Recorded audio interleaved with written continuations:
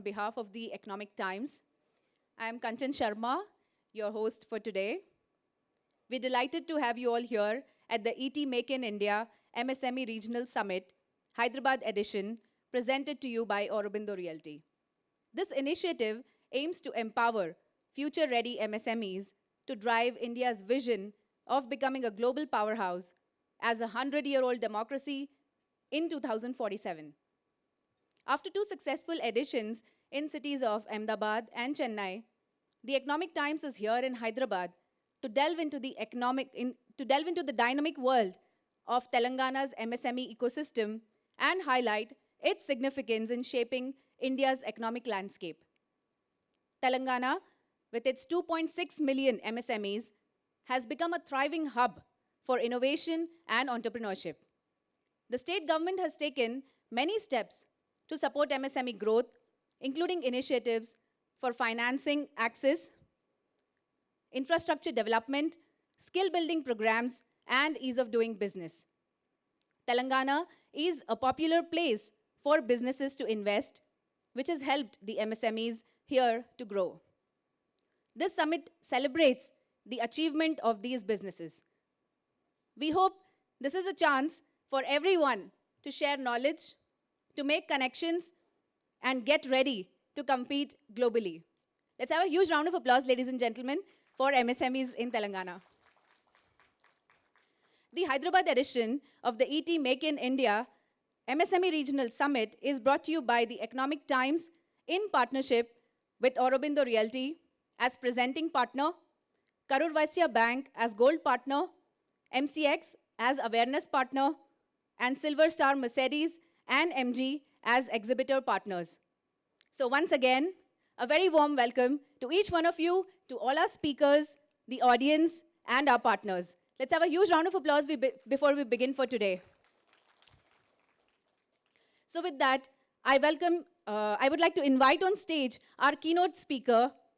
Please put your hands together for Mr. Rajkumar Ohatker, Additional Commissioner Industries, Govt of Telangana, who would be delivering the keynote address on the theme of Building Future-ready MSMEs for India at 100, policies, schemes, and initiatives to promote MSMEs in Telangana.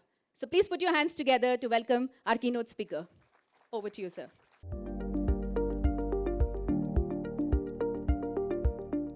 Good morning to all the August gathering of today's.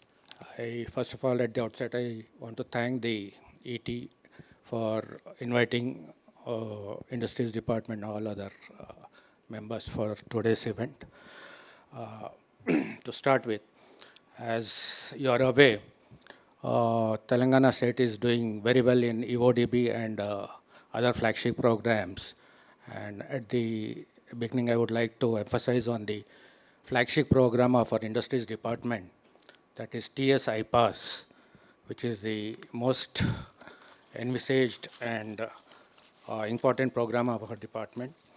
And this TS IPAS, as it gives the industrial clearances within the stipulated timelines to set up industries in our state. And this act has been implemented from formation of Telangana state, right from 2014 onwards. And under this act, within the stipulated time of 30 days, we ensure that all the clearances are given to the industries being set up in the department. And this is an end-to-end online system under which an application is once filed, the tracking can be done for all the applications that have been filed with our department.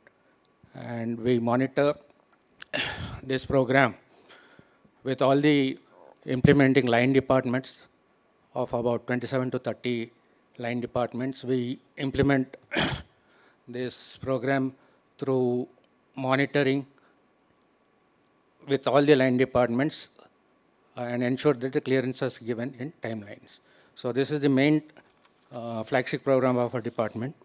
Apart from this, we have 2-3 programs under our policy. That is T-IDEA.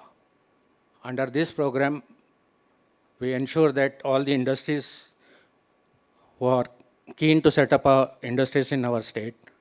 They are given all the clearances within timeline, and the incentives package is we give about capital investment subsidy, then power rebates, then sales tax benefit under this program.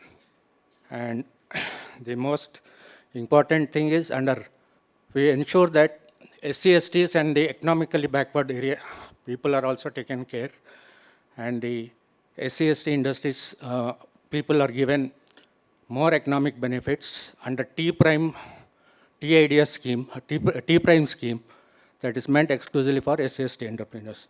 We give a lot number of benefits and do a hand-holding service to them to see that they implement their programs. We also implement this PMEGP program in the state, and the whatever targets are given over and above the targets we are achieving every year. And this PMEGP scheme is implemented by 3 agencies in the state: DIC, District Industry Center, as well as 2 more agencies, that is Khadi Board and KVIC. So whatever targets are given to our DIC agency, we are ensuring that 100% are achieved and the target is achieved in time. So that is the more effective scheme we are implementing. And PM-FME, this scheme also, we have received about 1,200 applications. And under this scheme, we have given instructions to all the district industry centers, and the model exhibitions are being conducted to ensure that the machinery is displayed in all the 33 districts, and they can have an idea of implementing food processing industries by physically seeing the machinery displayed over there, and we guide them to ensure that they implement the food processing industries, and it has been a very good and effective scheme we are implementing in the state under this FME scheme. Apart from this, we have 6 MSEFCs councils set up in the district.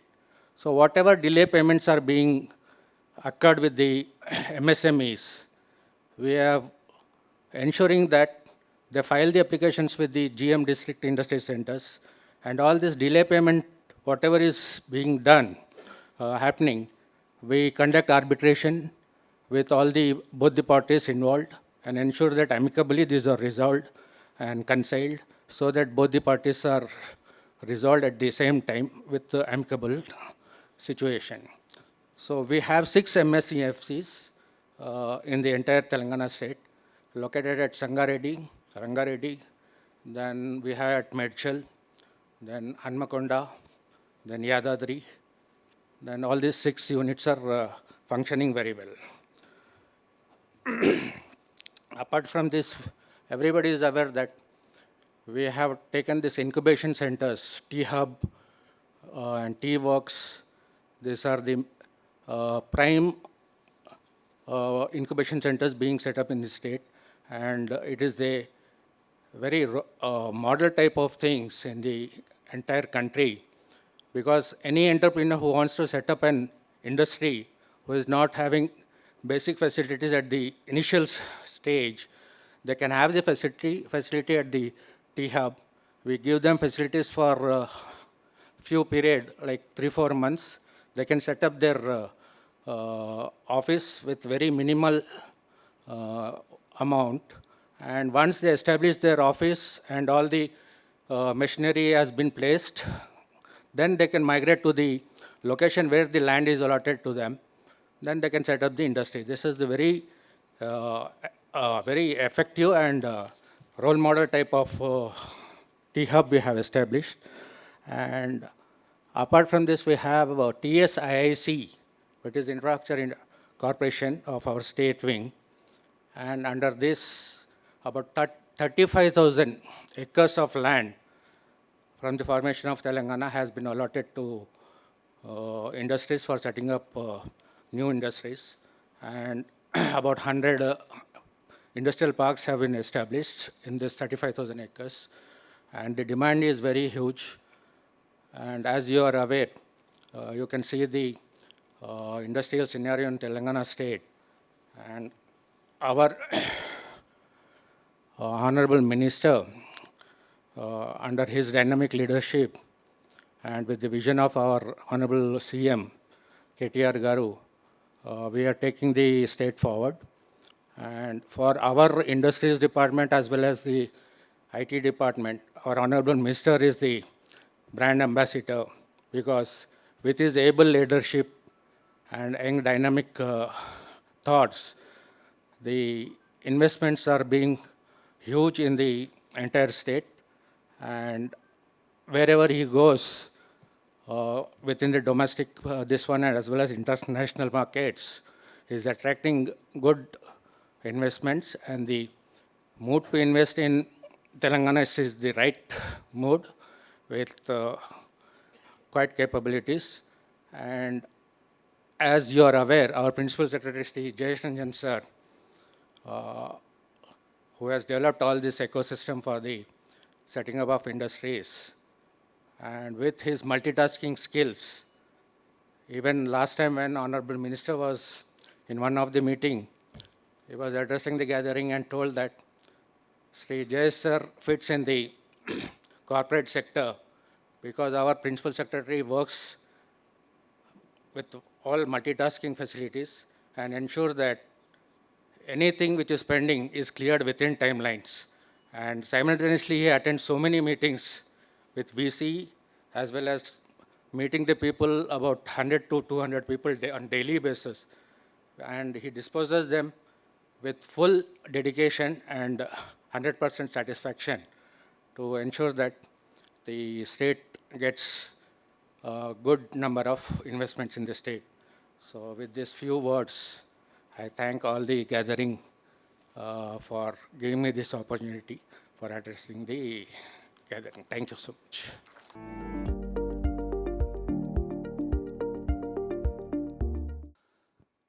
I am Veerbhadrav, representing National Small Industries Corporation. This is a public sector enterprise working for the growth and promotion of micro, small and medium enterprises in India. We have a small presentation on our schemes and programs for the MSMEs.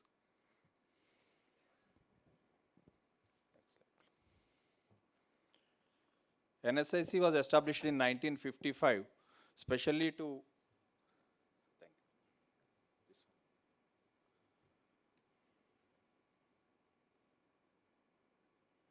Ours is a Mini Ratna PSU under the Ministry of MSME, especially only PSU under the Ministry of MSME. We are into service sector mostly, and we are not into any production or any other things. We cater only for the micro, small and medium enterprises only. To give a brief just recent definitions for micro is with the investment in plant and machinery up to 1 crore and turnover up to 5 crores. These are called micro enterprises, both manufacturing and services. And in small, it is machinery investment up to 5 crores and turnover up to 50 crores. Machinery investment in 10 crores and turnover up to 50 crores. And to medium sector, it is machinery investment up to 50 crores and turnover up to 250 crores. Any category of enterprise which is having machinery more than 50 crores or turnover above 250 crores will be categorized into large industry. And our Ministry of MSME and NSIC will scatter only for micro, small and medium enterprises only. Earlier it was linked with only investment in machinery, but now with the introduction of GST and all, both investment and turnover also considered for categorizing any industry under these three sectors. Now coming to NSIC, this was established in 1955 to promote industrialization in India and basic with the concept of supporting for financing of machinery. Since the first 5-year plan was mostly focused on agriculture, our Prime Minister at that time, Jawaharlal Nehru ji, invited Ford Foundation to have a study in India for development of industrialization, and they suggested to provide a independent organization under the control of government to create rules and regulations and at the same time provide support, financial support also to industry. And that time all the banks were under private control. Nationalization happened after 1969. Before that, there is no easy funding for the industries. So to provide financing for procuring machinery and to create availability and awareness about the machinery from foreign countries like Italy, Japan and Germany, NSIC was established. And we handhold lot of large industries who became large industries now. We supported them in those 60s and 70s to get machinery from foreign countries and providing finance under machinery. When banks were nationalized, then they came into total project financing. Our NSIC role diminished in financing for machinery, and we diversified into other schemes for support of the micro MSME sector. These are the basic categories in which we support different industries. We provide credit support, we provide marketing support, we provide technology support, and we provide other support services in infrastructure and all. In this presentation, I briefly describe about the various schemes under these different categories. Under credit support, we provide support for purchase of raw materials against the security of bank guarantee. Now, since banks are providing a total project financing for land and building, equipment, machinery, then working capital limits also, we try to fill the gaps when different industries face problem in cash flows because of the delayed payments or in the market working conditions. Usually banks provide turnover-based CC limits or OD facilities at usually 1/4 or 1/5 of their projected turnovers. But in practical, while the cash flow differs from industry to industry, sector to sector, and sometimes delays happens in government sector or as well as private sector also. To fill the cash flow gaps, we provide financing for purchase of raw materials so that their operation goes smoothly. And this financing for raw materials we provide against the security of bank guarantee. So the units who is having any non-fund limits, they can provide the bank guarantee as a security to us and they can avail financing for purchase of raw materials. Many times people think why against providing bank guarantee and all. So to secure our investment, we take bank guarantee. But the advantages in this thing is most of the units provide LCs or BGs to different suppliers. There you have to give individual LC to different suppliers, and sometimes you after submitting LC or BG also, if their particular manufacturing cycle differs, you may not get your material in time. And even after submitting LC or BG, the suppliers take your purchases as a credit purchases. Instead of that, if you give BG to NSIC, now we provide cash payment to the manufacturers or suppliers or traders. Here we will not restrict suppliers from only manufacturers. You can purchase at your choice from manufacturer or trader or dealer, anybody. And there when you are paying amount in advance, your purchase will become cash purchase and you can avail a better pricing structure from him. If any cash discounts or bulk discounts are there, you can avail from them. So instead of giving LCs or BGs to direct suppliers, it will benefit in giving to NSIC and availing the purchases from different suppliers. Here we charge around 10 to 10.5% rate of interest per annum, and we provide credit period up to 180 days under this scheme.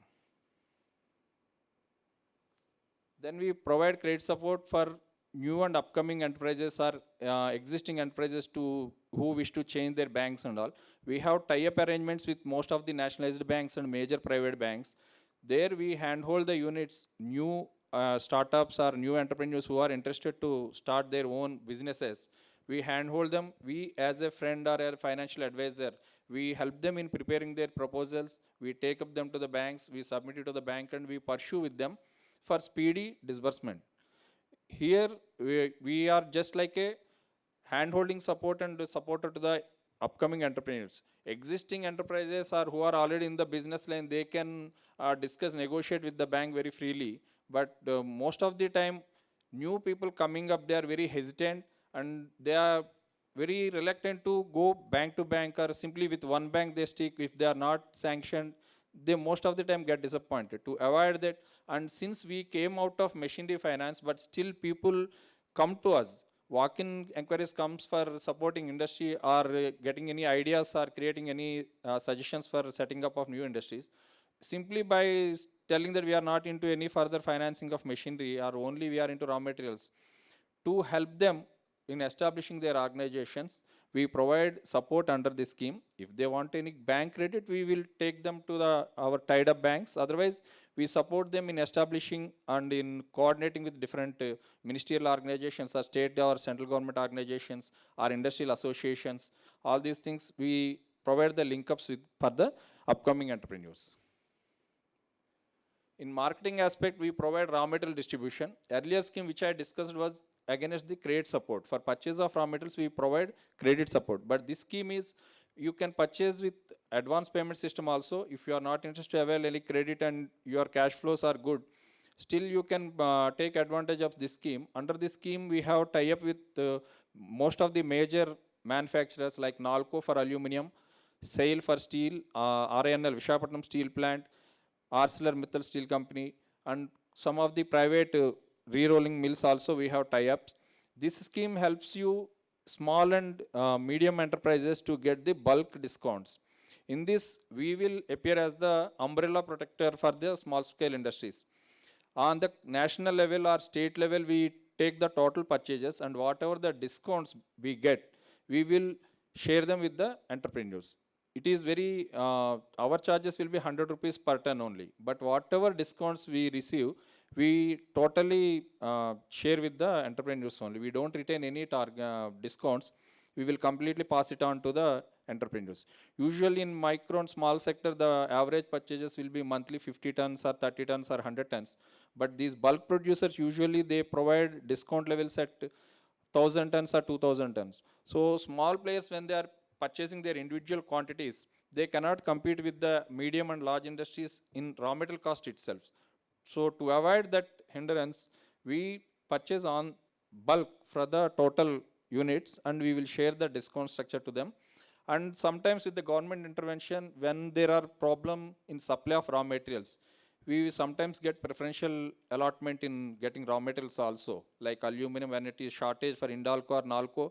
Nalco prefers to give it through NSIC to MSMEs. Similarly, it happens with steel also. When there is a huge rise in the steel market in 2004 or after 2015, SAIL and RNL prefer to give it to actual users through NSIC.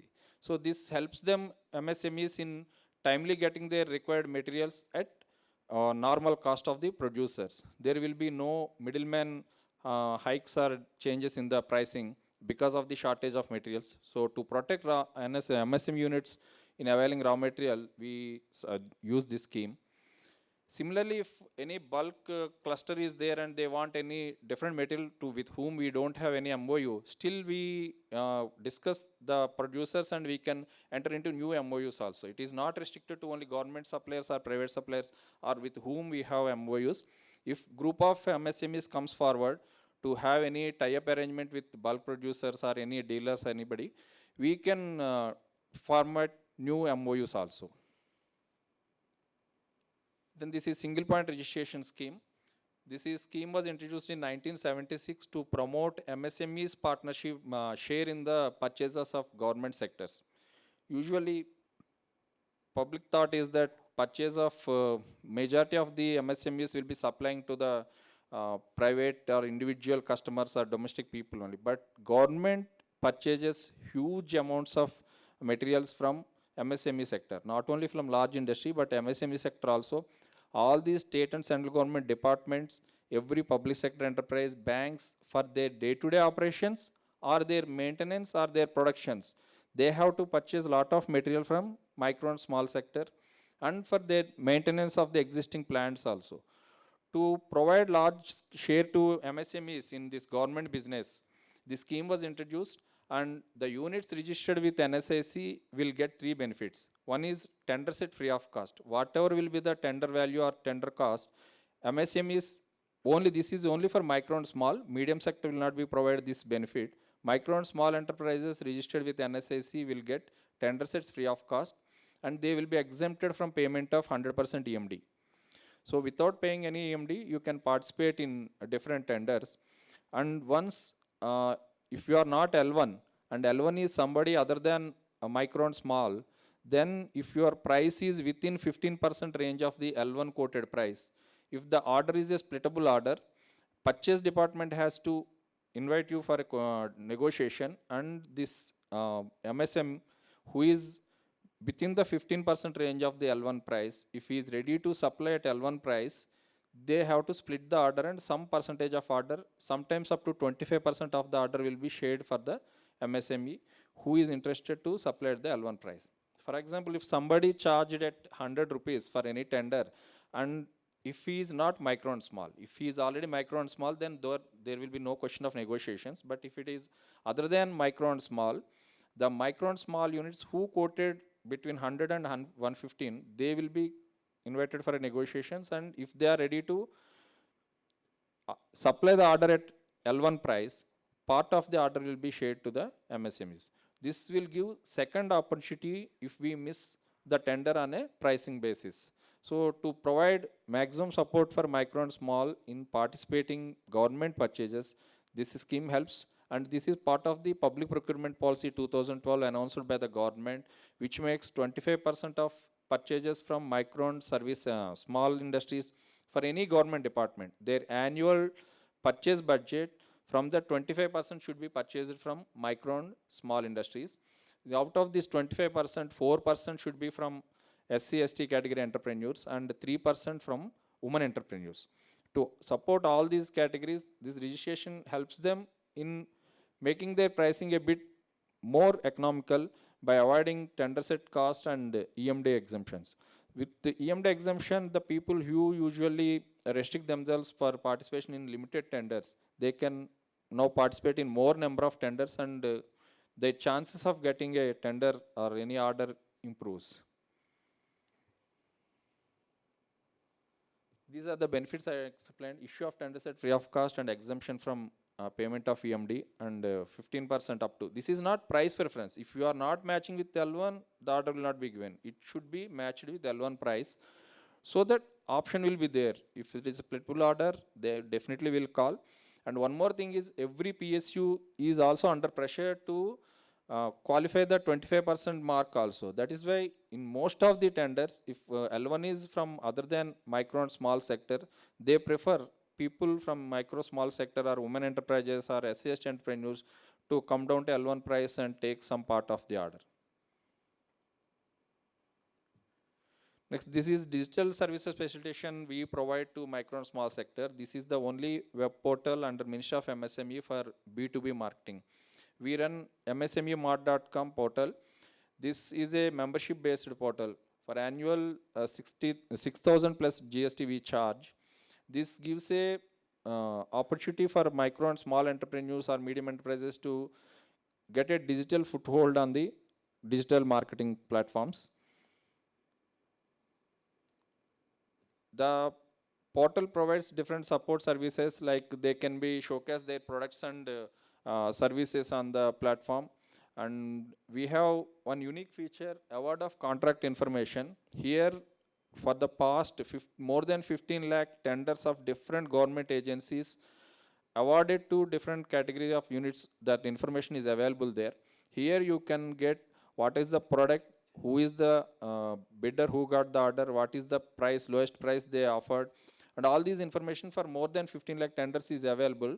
So any unit who takes this membership, they can plan their future tenders with solid pricing and tender information with their support, so that in future tenders when you are participating, you can price your product pretty well. Sometimes people go below their manufacturing cost also to get some tenders, but once you know the history of the previous tenders, at what price you are proposing, or at higher prices also sometimes you can propose and get the tender. This membership is annual membership, and this award of contact information is one unique feature which helps units to get most of the benefit from this thing. And almost all United Nations organizations also place their trade leads on this platform, and the registered members will get sector specific all government departments tender information based on their sector specific leads, and emails will be provided for whenever a new tenders are floated, and each and every micro, small and medium enterprise registered on this will get the tender specific leads. And micro industries who want to take membership of this portal, they are provided 75% of fees subsidy. And Telangana government is on consideration for providing balance 25% also as a subsidy. So if that comes, mostly micro units will get this membership 100% free. As of now, 75% of their fees is subsidized. They will get the membership at 25% only. And for SC/ST entrepreneurs, the membership fees is 80% only. 25% they are 80% they are getting discount. 20% only they have to pay. And other than the members, normally any big corporates or units, medium enterprises, if they want to advertise their products and all on this website, they also can approach NSIC. We have 3 plans: homepage plan, category page plan, and trade lead plan. And the plans also for monthly subscription, annual subscription. So depending on the popularity of the portal, if people want to advertise on this MSME Mart portal, they can approach NSIC. These are the plans for advertising on our MSME Mart portal.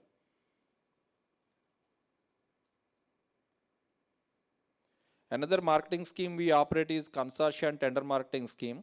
Here, when government departments, different state, central and public sector departments float tenders, sometimes the value of the tenders will be out of reach of micro and small enterprises, even though they are into the similar product manufacturing, but sometimes because of based on the tender value, they may not participate. Here we support micro and small enterprises registered with NSAC by forming a consortia of the units. On behalf of the units, we participate in the tenders, and if we are L1, then the consortia members with pre-agreed terms, they will share the order. We will purchase from the MSME sector and we supply to the government department, and when we receive payments, we will forward it to micro and small units. We charge only 1 to 2% based on the consortia and value of the tender. At these low charges, we provide an opportunity for even for small players also to participate in big tenders. And under marketing scheme, we provide marketing support for exhibitions and seminars and organizations. People, micro and small enterprises, when they participate in domestic or international exhibitions, Government of India provides stall rental charges and subsidy prices, and to and fro fare also for international events, they provide support.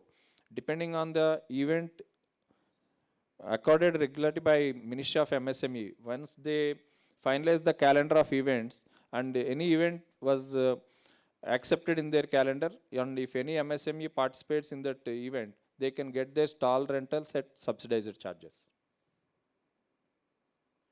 These are other support services we provide. We have infrastructure in various cities of India, in Calcutta, Delhi, and even in our Hyderabad, we have infrastructure facility provided.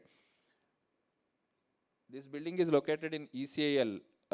Here we provide support for plug and play office opportunities or general office spaces we provide at the most economical rates. If anybody is interested to establish their offices in Hyderabad, we have this facility at ECIL Crossroads. This is the building we have at ECIL. Thank you. These are the basic schemes we operate for micro and small enterprises. I thank Heknop Times for giving this opportunity to interact with you all and share this platform. Thank you once again.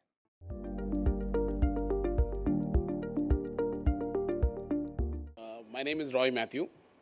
I'm the Chief Business Officer for M1 Exchange. M1 Exchange is a RBI licensed platform for extending trades in India. Before I go on to the platform, thanks to ET for the opportunity to represent on trades to all the budding entrepreneurs. Trades is a game changer.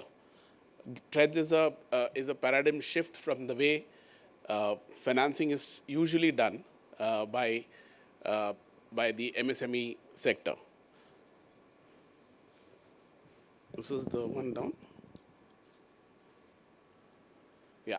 So before I introduce you to Trades. Trades is, as I was mentioning, is a digital platform. It's a platform where MSME vendors can get their receivables discounted in a very seamless and digital manner. before we get into more depth into what is TREADS, I'll just probably run you through a 60-second video which is released by Reserve Bank of India.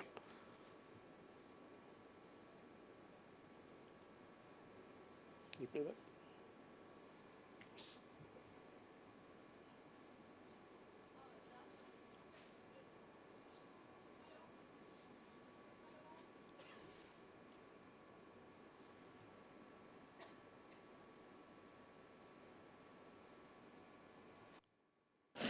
जी जी last order की payment अभी तक की hello hello hello network क्षेत्र से बाहर है। ऐसे ही चलता रहा तो मैं बिजनेस से बाहर हो जाऊंगी। इतनी परेशान क्यों लग रही है? एक बड़ा ऑर्डर आया है और पिछले डिलीवरी का पैसा कुछ महीनों से अटका पड़ा है। तो जमाने के साथ चलना सीखना। ट्रेड्स में रजिस्टर कर। ट्रेड्स ये क्या है? ट्रेड्स लघु उद्योगों को पेमेंट की परेशानी से बचाने के लिए बनाया गया है। माल सप्लाई करने के बाद खरीदार द्वारा स्वीकृत इनवॉइस को ट्रेड्स की वेबसाइट पर अपलोड कर दो। बैंक इनवॉइस का पेमेंट आपको तुरंत दे सकता है, पर बेचने वाला और खरीदने वाला सरकारी हो या प्राइवेट, दोनों ट्रेड्स पर रजिस्टर्ड होने चाहिए। सॉरी, कॉल कट गया था। एक बात बताइए, आप ट्रेड्स पे रजिस्टर्ड हो? हाँ, आप भी रजिस्टर कर लो। जी, और इनवॉइस भी करती हूँ अपलोड, और अब से पेमेंट की नहीं लूंगी लोड। आरबीआई कहता है, बनो जानकार, बढ़ाओ व्यापार। So that was a quick snapshot of what TREADS is, what TREADS aims to achieve. TREADS aims to achieve a mechanism through which a MSME can get its bills or its receivables discounted on the platform. As I was also mentioning to you, M1 Exchange is a RBI licensed platform. So this whole concept of TREADS was conceptualized by RBI, and then they asked players like M1 to roll it out. So we are one of the platforms which extends TREADS in India. So essentially there are three key players on the platform.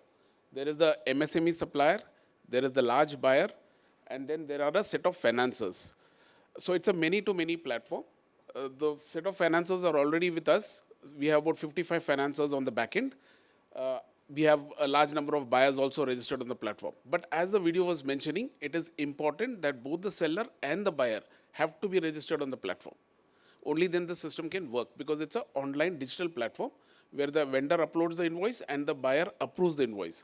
And only after this process is completed will the financiers bid for the invoices. And as we go through, I'll tell you in detail as to how there is also a price discovery and why this whole mechanism becomes very cost effective for both the buyer as well as the seller. So three key stakeholders on the platform. There is a MSME seller who is supplying goods. It's a very good mechanism for them to get their receivables. There's no collateral, there's no security, there's not even a new account to be opened. Your existing account can continue.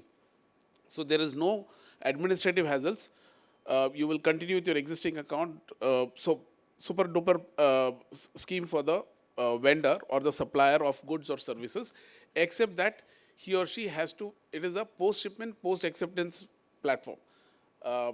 Like Mr. Rao was saying on the NSIC, saying that there are a lot of schemes for MSMEs to get their raw material, etc. So this platform comes into play post your shipment. That is, if you have supplied the goods or services, it starts post that. It doesn't happen before that. So that is a benefit to the suppliers. Then there is a host of benefits to the buyers of the goods, because they also are able to manage their vendors better. They can manage their working capital better. For the financiers, this is also very useful, because if there are any bankers here, they will know that there's something called a priority sector lending, which every bank has to attain. So anything that gets booked on this platform qualifies for a priority sector benefit. So that is the other reason. Now, more importantly, the Government of India, by the notification of November 2018, enabled this whole program by saying that it is mandatory for every corporate, which is more than 500 crores, to register on this platform. So this is how the whole platform works. Now, what is the typical challenge that an MSME vendor sees, right? Does he give more credit option with an elongated credit period?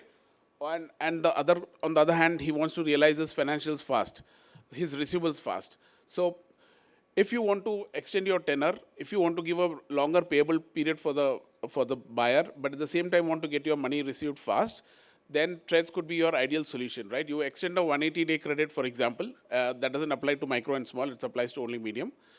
You want to extend a tenor of 180 days and get your bills discounted on the platform by, say, getting it on the 15th day. So this product will enable you to do that. Now, a quick overview of M1 Exchange. M1 Exchange is, as I mentioned to you, RBI licensed platform. We are one of the first platforms to get the license. We have about 18,000 odd SME vendors, about 1,200 from the state of Telangana itself. We have about 1,200 large corporates. When I say large corporates, they are the type of, say, an Aurobindo Limited or a Dr. Reddy Labs equivalent, the large corporates. And we have about 55 banks registered with us. We would have completed about 55,000 crores cumulative till date of discounting. That means we would have enabled 55,000 crores of discounting to have done on the platform. And so many vendors or so many MSME vendors would have benefited from this program. Just to give you a snapshot of how well the platform is now being accepted. When we started off in 18, we had about 300 crores annually. And last year, we would have done about 25,000 crores. So the acceptance of the platform and the benefit to the vendors are so much that it is now getting more and more acceptance. The same goes for the number of corporates registered, the number of MSMEs registered, and the number of financiers registered. These are some of the core principles of the thing, of the exchange, where we say that we do a complete end-to-end solution. We do a KYC AML of the participants. We also have link-ins to GST, and that's work in progress. We have duplicate checks to ensure there are no duplicate invoices getting financed. We also ended up with a complete end-to-end integration with the corporate so that there is no manual handoffs. The next question would be whether this is applicable only to the large corporates in tier 1 cities. Well, the answer is no. Of the 18,000 MSMEs that are registered on our platform, a large number of them are from tier 2, tier 3 cities. They are not from major cities, they are from tier 2, tier 3 cities. And 76% of the financing that we have done, of the 55,000 crores that I mentioned, 76% is done for micro and small. Now, what is the ease of use when it comes to M1?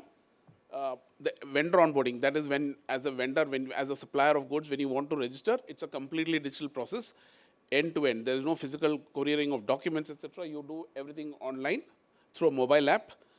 You can engage with the sales team, which is in vernacular language, and it's a bank agnostic platform. There is no specific bank available here. All the banks are equal. And when I go through the process flow or the workflow, you'll realize that all banks can equally participate.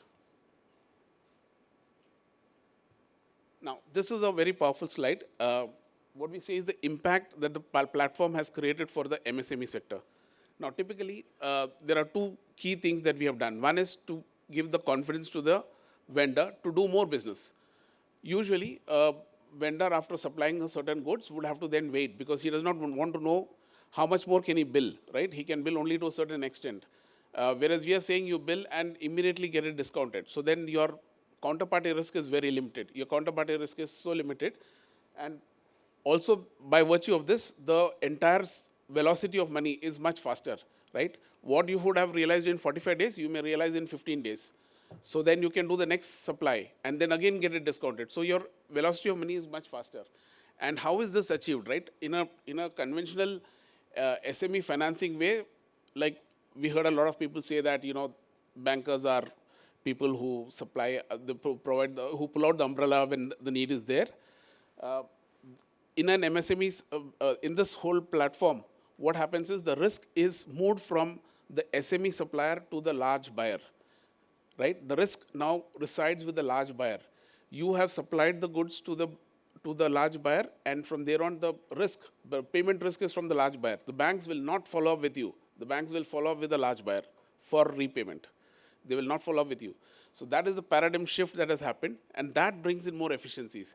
And because the shift of the risk is to the large buyer, the interest rate is also much better.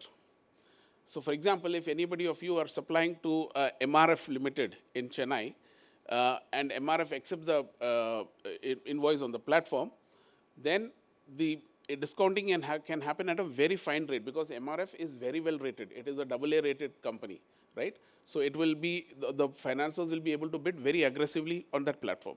So you will get a rate which is equivalent to what MRF will get. So that is the advantage that this platform brings it to you.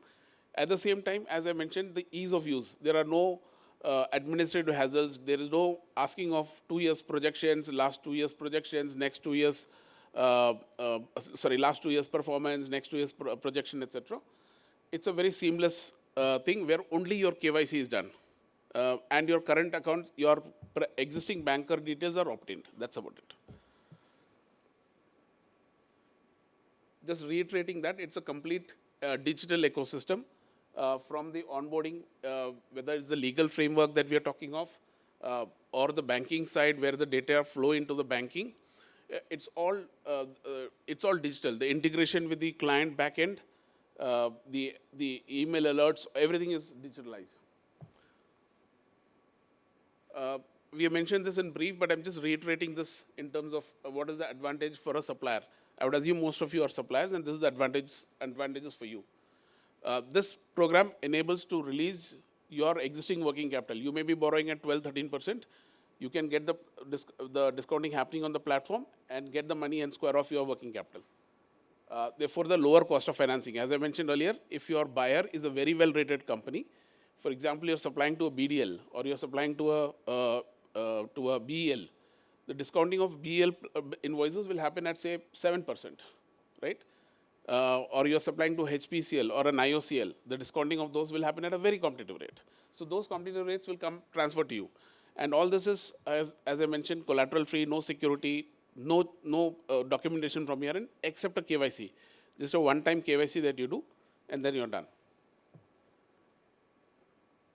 These are some of the advantages to the corporate.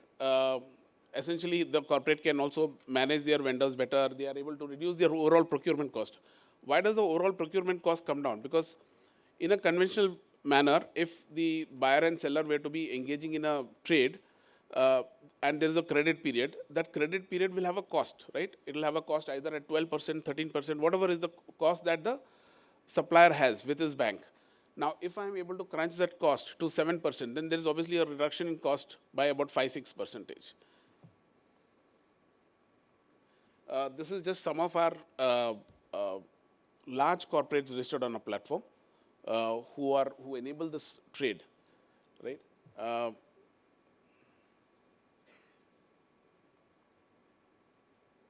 So in the pharma space, for example, from Telangana, we would have names like Newland Laboratories, Honor Labs. Then in the other space, you'll have energy, Premier Photovoltaic.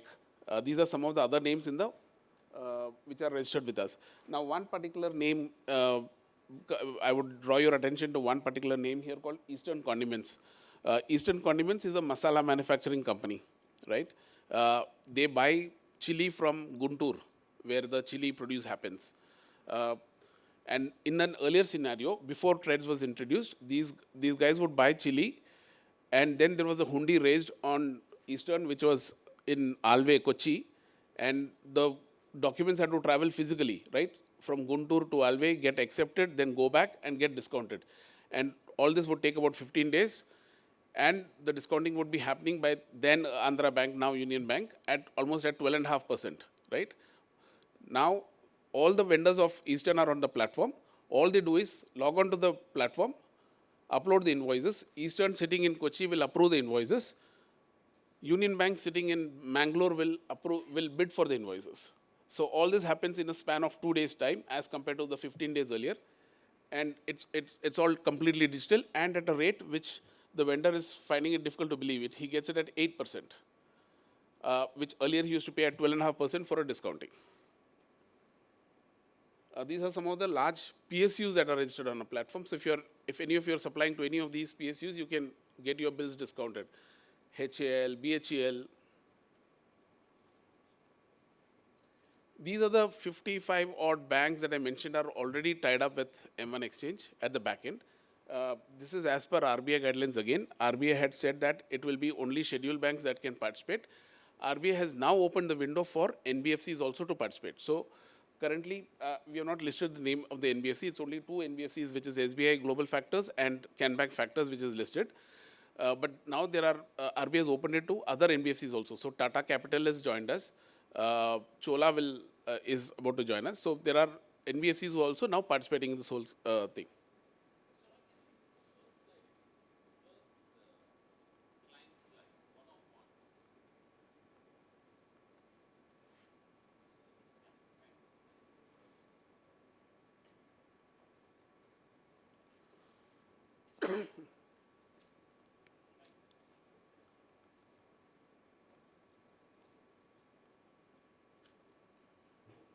Now, how does this whole thing work?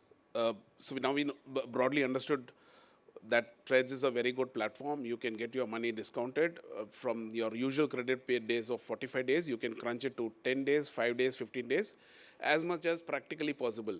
As much as all the due diligence is done at the client end, right? GRN, quality check, or whatever is the checks and balances that a buyer builds in. Now, this we have already discussed, saying that it provides you it provides you liquidity, it gives you the financial strength, and also more importantly, you don't have to follow up for collection anymore, right? Once you get your money from this platform, you are off the transaction. It is without recourse to you. That means whatever money you have, if this invoice is financed and you have got your money, you are out of it.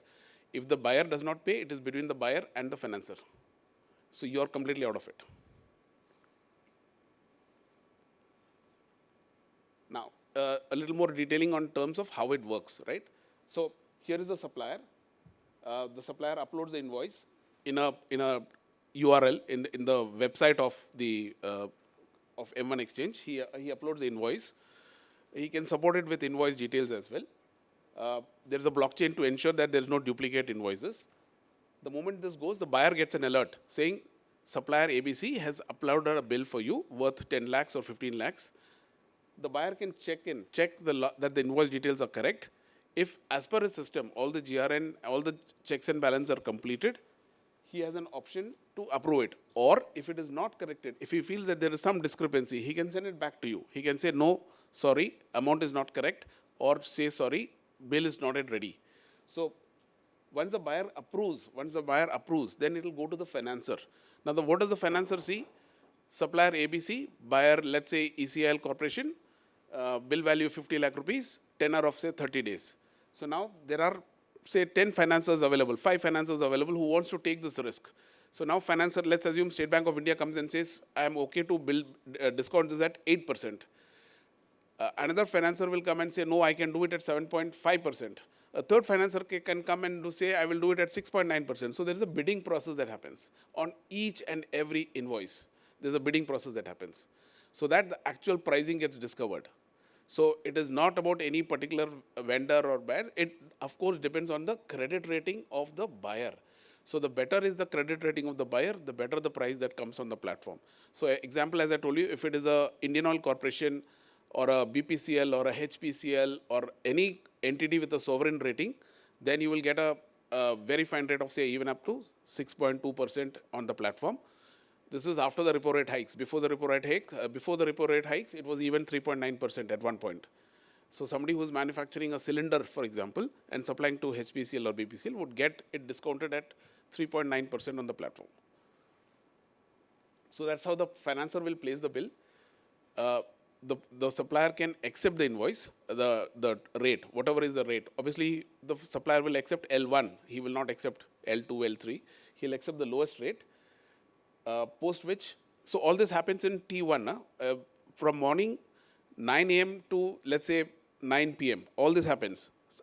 Supplier will upload the invoice, buyer will approve it, financer will place the bid, supplier will accept the rate. So all this happens from 9 to 9, and the next day morning, the vendor money gets credited, vendor's account gets credited. So it all happens in T+1 basis.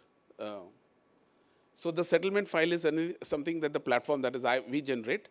And we generate a settlement file and send it to NPCI. NPCI, as many of you know, what is the wholly owned subsidiary of RBI, who does all the electronic settlements, right? So they execute the settlement and they make the payment to the vendor's account. So there are two legs to the whole settlement. Leg 1, debit the financer, pay the vendor. And leg 2, debit the buyer and pay the financer. And all this is automated. It is called through a mechanism called NACH. Earlier it was called ECS, now it is called NACH, the National Automated Clearinghouse Mechanism, run by NPCI. So this is how the whole cycle gets worked. A small variant to this is where we say that the buyer can upload the invoice. So buyer can decide that I will extend this to all my vendors, and then he can upload the invoice, and it can happen through a host-to-host or through a API integration or through any SFTP mechanism that you want. It can happen through that, and then the same cycle continues. The bid happens, the settlement happens, and so on. So this is broadly how the whole the workflow happens on both the sides. Just as an example, so that you will understand this better. Let's assume there's a 10 lakh rupees invoice. The buyer has approved 10 lakhs. There is a possibility that he approves 9,90,000 also. So whatever is the amount approved, here as an example I've taken that he's approving all the 10 lakh rupees. The payment term is 45 days, but by 5th day he's cleared your goods. That is, he has done the GRN, he has done all the due diligence. Let's assume the discounting rate is 7%, then 7% can translate to 7,671 rupees. I collect 0.5%, I have also to survive. So I collect 0.5%, so the total charges will come to about 8,318. And the vendor gets 9,91,682 rupees for an invoice of a 10 lakh invoice paid 30 days in advance, right? Or no, 40 days in advance, paid 40 days. So 40 days in advance, you get 9,91,000. This is just as an example how it works. Just a graph of how the interest rates varies between depending on the rating of your buyer. This is very important because if you are supplying to a BBB minus sort of rating buyer, then your rates will also be very high. If you are supplying to a AA rated or a AAA rated company, then your rates will be lower. So the blue line indicates the AAA rated buyer, which will be a IOCL or a BPCL or one of the better managed companies. The yellow line indicates the BBB sort of BBB and below. So the better company you supply to, the better will be your interest rate. So that's broadly what we have. So we have a whole host of list of all private sector, public sector units. And now we are also going to the government sector. So we had a MOU signed with the Tamil Nadu government, where we are saying that we will even finance what the government is procuring. Apart from the state PSUs, there is also state PSUs, plus the government, state government bodies procuring, right? Like the Public Works Department or any of those departments that are procuring. And the example so we have tie-ups with, say, Madhya Pradesh government, we have tie-up with Tamil Nadu government, Madhya Pradesh government, Goa government, where we are sort of enabling their entire MSME sourcing. Like sir was saying earlier that there is a outflow or a amount earmarked for the MSMEs. Here you don't have to do all that. You don't have to earmark. You don't have to have a budgetary allocation at all. You can just enable the entire discounting for them. This is just some of the awards. I'll pause there. If there are any questions, I'll take that. Otherwise.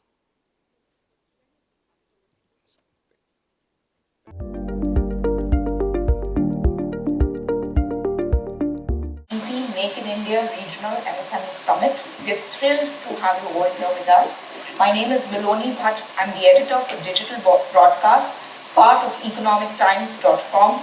And we've had the pleasure of interacting with some of your counterparts in Chennai and in Hyderabad. And let me tell you, it's been nothing short of inspiring. The stories that we've heard of MSMEs, the sheer grit, the determination that they have shown in securing credit, in finding out new markets, in integrating technology. Despite that, MSMEs continue to make great strides, which is a great thing for our country because we need the employment that you provide. But also, I think, important to keep into perspective that this growth is happening sustainably and with inclusivity. With that, thank you all so very much for being part of this summit today here in Hyderabad.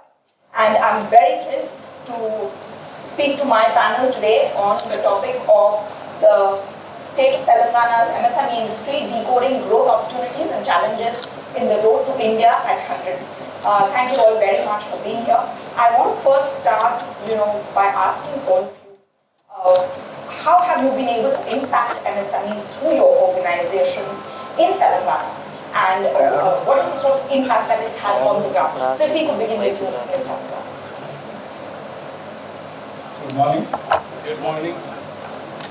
I'm representing Telangana Chamber, FTCCI, as a president.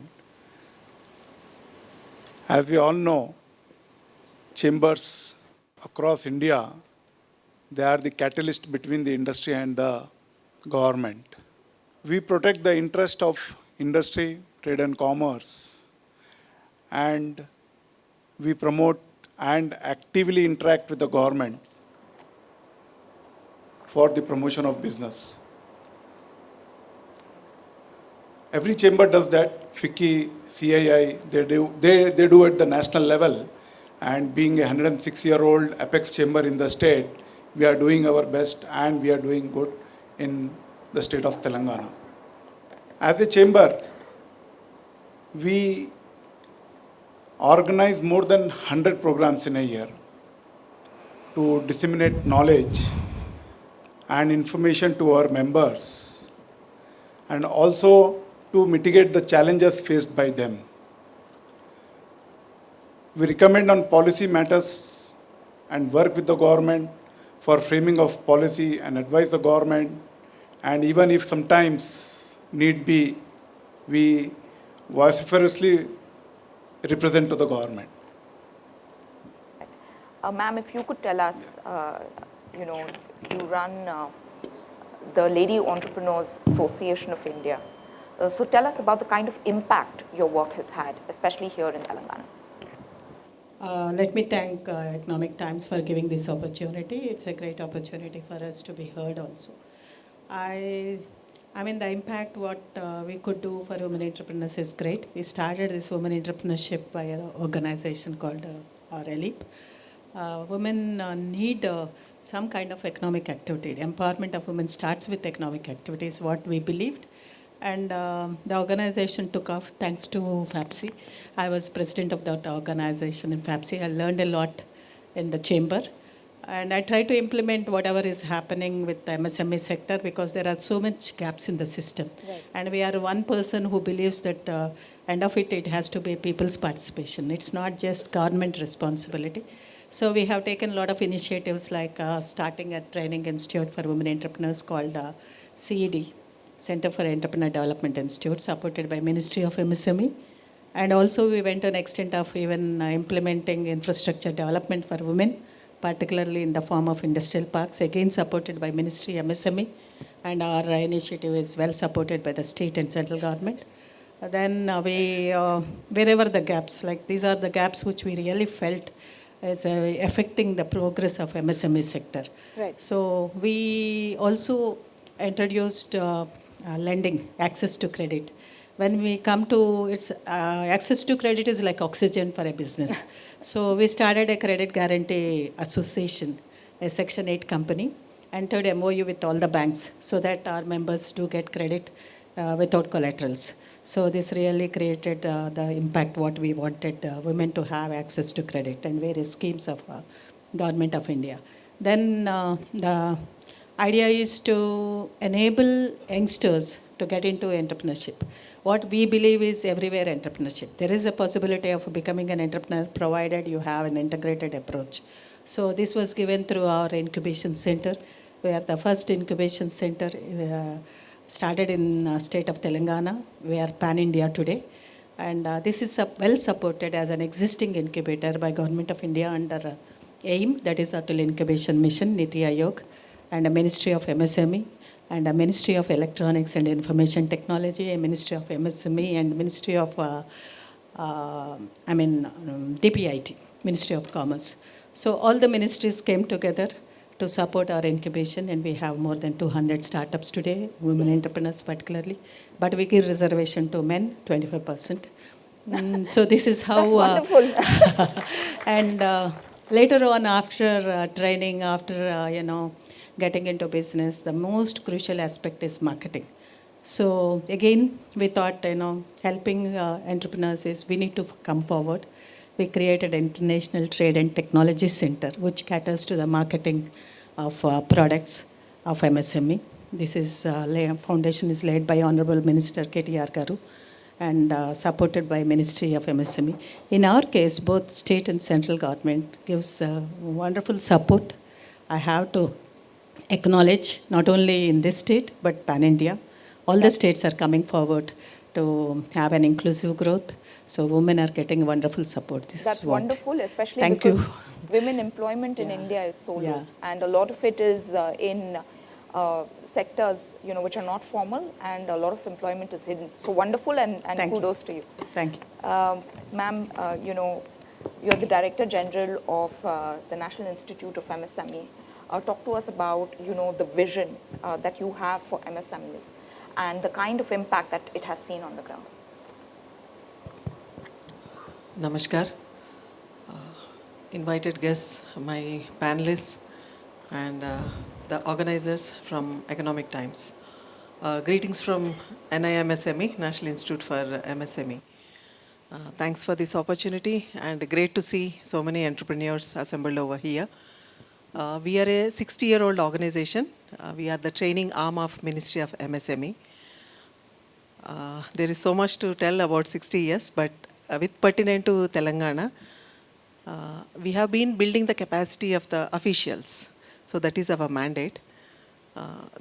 Through induction program, mid-career program, and refresher program, we build the capacity and skills and the knowledge of industries department, officials, and other officers also in line departments, like rural development, agriculture, women and child development, all these departments we build the capacity.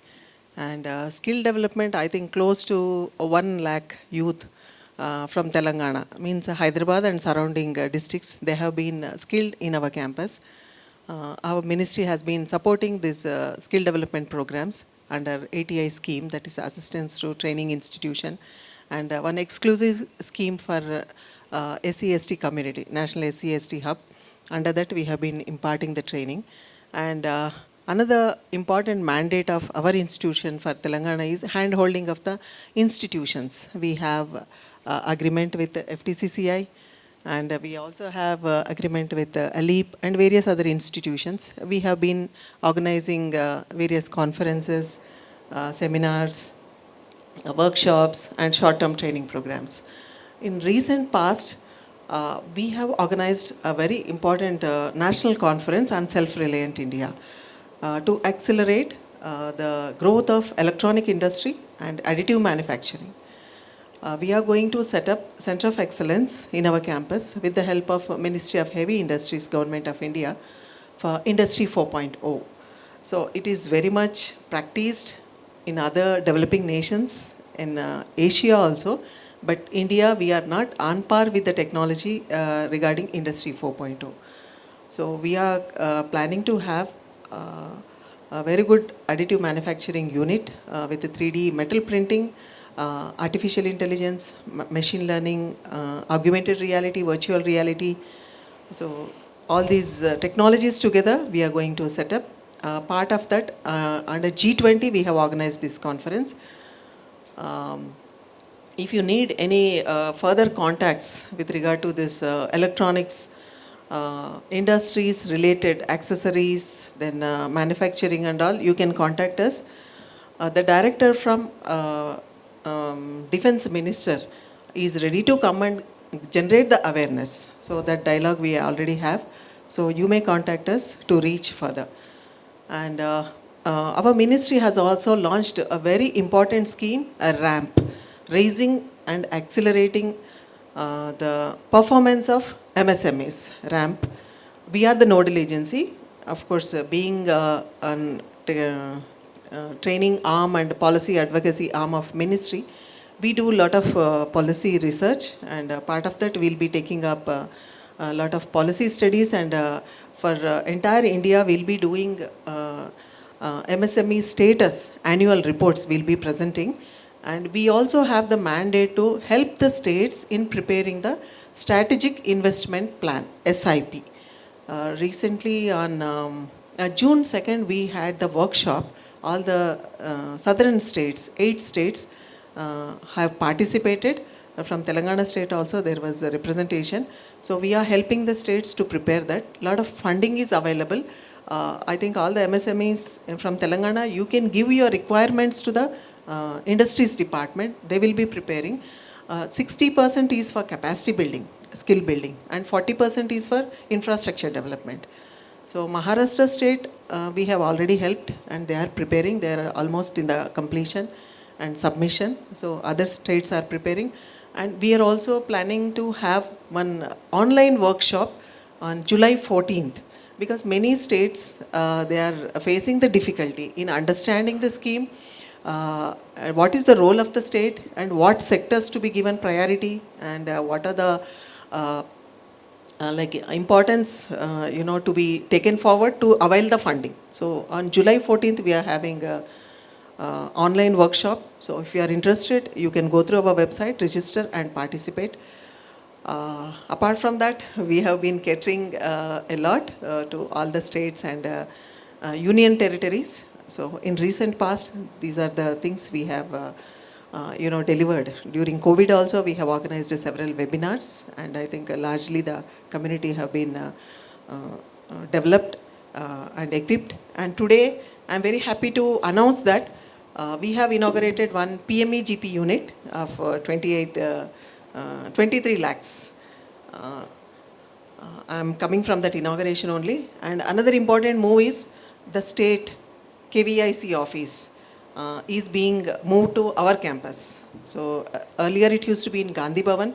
So for anybody coming for rural entrepreneurship, rural industries and other related MSME assistance and awareness and capacity building. So if you are visiting one campus in Yusufguda, so you will get all the help that they need. Yeah, everything is now under one roof. Keep that, ma'am. Wonderful. Thank you so very much, everyone, for giving us this introduction. Briefly now, I want to touch upon the key trends that you are all witnessing when it comes to MSMEs in Telangana. So if you could give us a few points briefly. This is I was reading the Invest in Telangana website, and essentially it said that there are 2.6 million MSMEs which employ nearly 4 million people, 20,000 odd of them are registered, and over 31,000 crore is invested in all of these MSMEs. I mean, these are impressive numbers. What are the kind of trends that you're witnessing when it comes specifically to Telangana and the MSME industries there?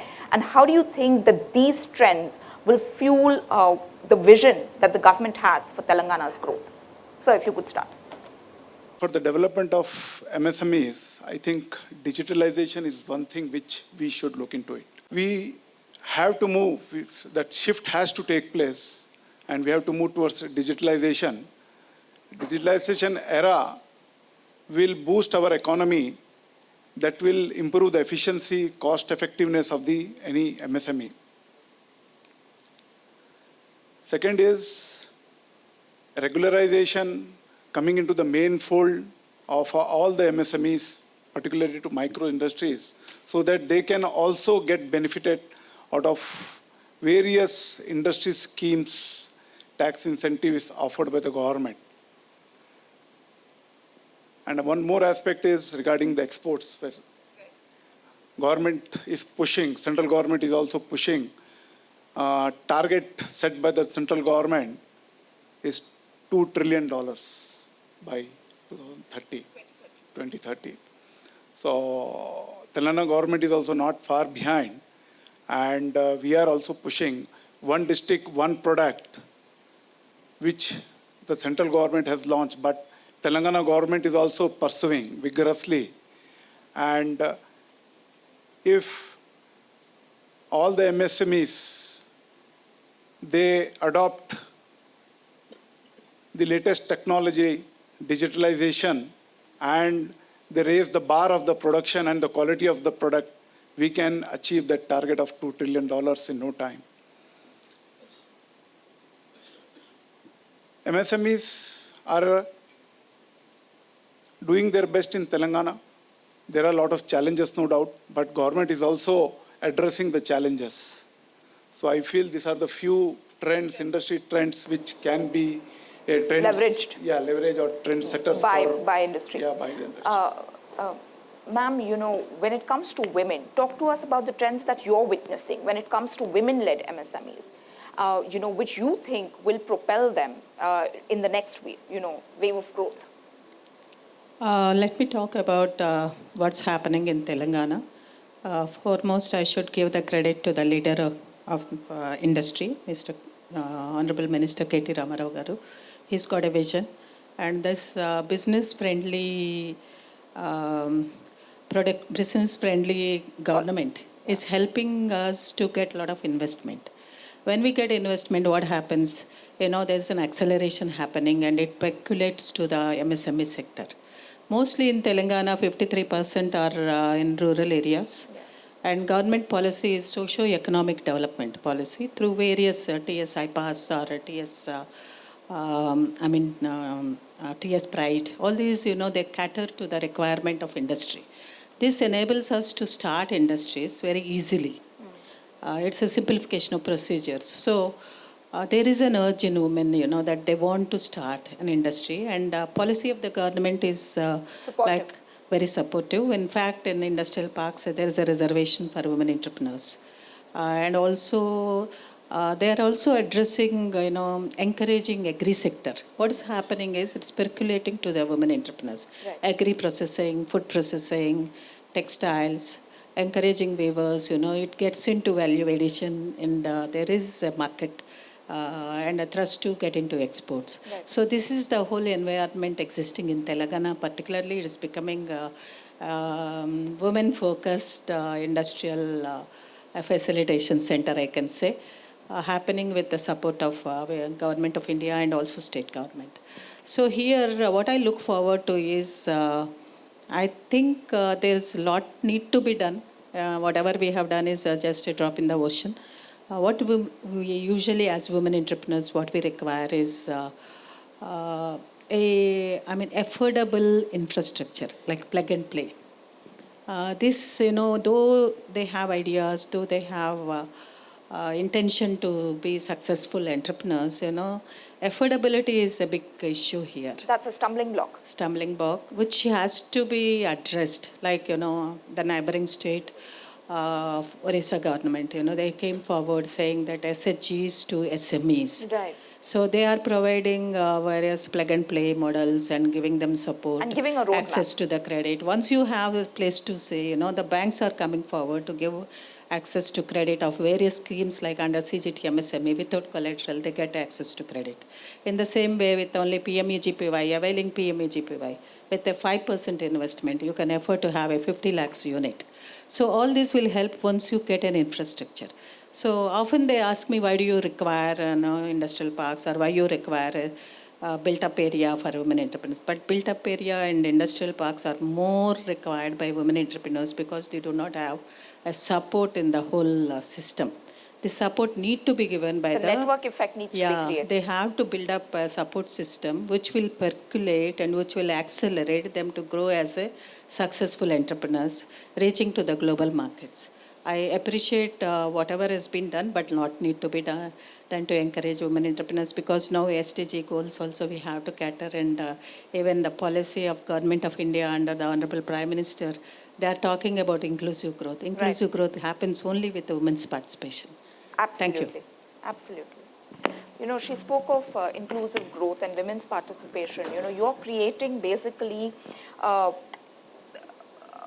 pool of people who will, cater to industry, who will cater to the growth of India. What are the challenges that you see, as you go ahead in this? What is the knowledge gap that exists? Is there, decent employment for the pool that we are creating when it comes to MSMEs, especially if you look at Telangana, and then maybe you could give us a pan-India understanding. Yeah, the challenges are several. To begin with, awareness. So there is no awareness about MSME schemes and the institutional support being created by Ministry of MSME, Government of India. That's how most of the learned people are unable to leverage the benefits of these schemes. And bankers also, they are not aware of the schemes and the subsidy component. Is it a front-ended subsidy or back-ended subsidy? Today, the unit which I have inaugurated and I'm coming, it's a group of students actually. They're all our library students. We have a reading facility there. They come for their preparation for their higher education, for competitive exams and all. So the students, they came together, formed as a team, and when they learned about this scheme, so they implemented, and they had big challenge with a bank. I don't want to tell the name. So being a learned community, 4 or 5 doctors were there, some dentists and engineering students are there. Because they know they are learned, and we are supporting, and KVIC also supported. That's how they could inaugurate the unit today. So it starts from awareness, and for the existing units, protecting their intellectual property. That's very going to the having a trademark of their own and a brand of their own, and if they can't differentiate like what is patent and what is trademark, and how to avail this trademark from government institution. Our charges are only 10,000, and out of that they get 25% subsidy. But if they go to a private agency, it is, I think, minimum 2 lakhs. That's what I have learned. And now geographical indications are given a lot of importance. So when we are going for this agro and food processing or rural industrialization, the region is identified and a lot of importance is given. I mean, it fetches premium price in the international market or in the domestic market. So that awareness is not there. And whom to approach for all these facilities. And this branding, as I told, and e-marketing. So digitization, already it is mentioned. So this is very much lacking. I would like to share one small example. Like FPOs are promoted again by Government of India. Previously 10,000, and very recently this financial year another 10,000 they are adding, 20,000. We also build the capacity of CEOs of FPOs, Chief Executive Officers of FPOs. One FPO near Khammam district, they implemented the learnings from the training program what we have imparted. Their turnover was 40 lakhs. Now it is 1 crore. We are bringing out the success story and we'll be releasing that soon, next week. So this branding, without much investment, how to do the branding. So these minimum things, techniques, tools, and the tricks to do a good business or trade, that is very much lacking. Not only from the rural areas, even among the learned communities, among the practicing entrepreneurs also it is lacking. And how to go for the second loan. Most of the PME-GP beneficiaries now successfully they have completed their repayments, they have availed the subsidy. To upscale their business, now government is extending the second loan up to 1 crore. It was 25 lakhs and last year it was enhanced to 50 lakhs. Now it is extended up to 1 crore. But this information is not being taken, I mean, it is not being disseminated properly. That also I accept, and it is not being, taken by the entrepreneurs and MSME community.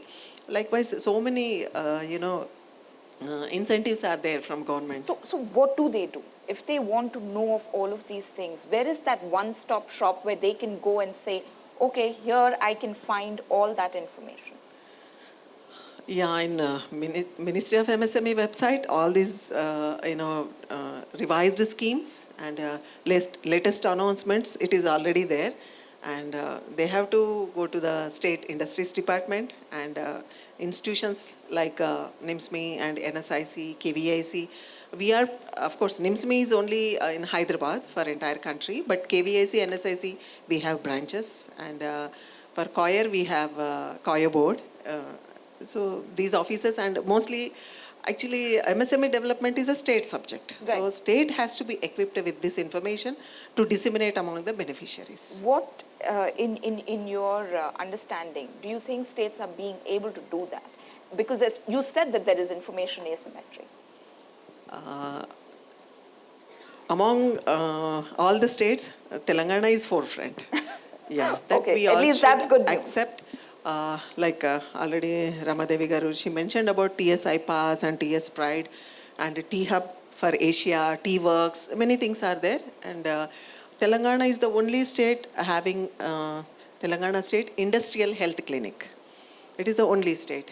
And this I have been submitting to my ministry, the minister, honorable minister and secretary also, at least to multiply this. Because this health clinic, not only for the finance, for overall health of the industry and also for the entrepreneur. Right. So it could be mental health, physical health also these days. So how to cater to all these needs? So that is a good model that has to be replicated. Even yesterday I was sharing with the secretary, they are a little bit positive to start with UP and Gujarat. All right. Yeah. Some new inputs that are coming in from. Yes. And we have collaboration with the T-Hub also. So we have organized international conference so that they have many incubators. Right. They are all related to service sector and IT sector. How to get into this manufacturing sector, so we have organized one. All right. And you have also asked one thing related to employment. Whatever skill we are imparting, so that is to some extent helping the industry to have the skilled workforce for the Right. industry. But, the gap is very wide. So it has to be wide bridged. from the student's perspective or wide from the industry's perspective? Both the ways. Both ways, okay. Whatever the skills students are possessing, that is not sufficient for the industry. And what is industry is looking for to have that skills, so that is not being imparted. Because we, as a government, we have some mandate to impart in IT, ITES, in electronic sector. I think same NSIC is doing, and some skill related to women exclusively. Baking technology, fashion technology, accounts executives, front office. This only we are doing, but the gap is very wide. If we have to cater to the manufacturing industry, I think that manufacturing, core technical skills related to electronics, mechanical, that is very much required. So that we don't have at present. All right. Hopefully we do that soon. Ramadevi, you spoke about, how 53% of Telangana's MSMEs are from rural areas. What are the typical challenges that MSMEs in rural areas face? And, what is the sort of support that is available to them to be able to scale and grow? Now the government is also focusing on rural areas. Now, if you see the industrial development, a lot of industrial parks are coming in rural areas. I think Infrastructure Corporation of Telangana is focusing mostly on rural areas. Like you have a new addition happening in Warangal, Karimnagar. And another aspect which they are focusing is on cluster approach. Right. It is again supported by MSME ministry, and also there are a lot of potential clusters which can be scaled up to go to meet the global requirement. So the government is focusing on those, like Karimnagar cluster, a weavers cluster, textile park. All these things are cluster approach, where the entrepreneurs. This is a wonderful scheme. Like we all come together, take advantage of common facilities. Yes. Like we have implemented this in our industrial parks, this cluster approach, where the common facilities are, like for example, if you are into food processing, the common facilities are your storage and warehouse. So and you get economies of scale. packaging and all. You need not invest. Even Right. we have machines like lipolization, which is very expensive, which can be provided as a common facility. Tetra Pak is a very expensive machine, but it can be a common facility. And this under cluster approach, around 8 to 10 crores is supported by Ministry MSME again. So they get the grant for this kind of infrastructure development. So in villages, this will work, because with the minimum investment they Right. get. And when you look at MSME industry, their investment has to be on working capital. Right. They have to put more money on working capital, but not on the infrastructure. So infrastructure costs need to be minimized. So with this objective, Government of Telangana is moving forward, and central government is supporting under various schemes. And this is a very good, and what I feel is most focus in the urban area is into IT sector. Right. The other areas are picking up, like, in textile parks, food processing parks, and things are happening. Even what I say, India's strength is not in IT sector, but in certain specific areas. Like we have to talk about our traditional handlooms. Yeah. We have to talk about our handicrafts. Traditional we have crops. to crafts. These are our strength. We should not forget about it, and we should focus on those things to reach to the global markets. So I think women fit into this very good. And there are various banks like NABARD. Under their program, they are supporting these clusters. Like Mahadevpur is coming up with TASSER. Right. There is, a lot of cluster programs are happening. Like we can even introduce Pearls cluster. So these are a strength. So even, for example, we talk about Hyderabad biryani in USA. How is it possible? It's reaching to the US market because of the brand and geographical this thing. So With the bringing geotagging, yeah, right? like Karimnagar filigree work is very famous. Yeah. Like our jute weavers, they are doing wonderful jute. Even IKEA is ready to buy from them. So these are the aspects which we need focus in Telangana. Like we are talking about, I think the policy is, as I mentioned, socio-economic, social and economic. Put together is development of this sector.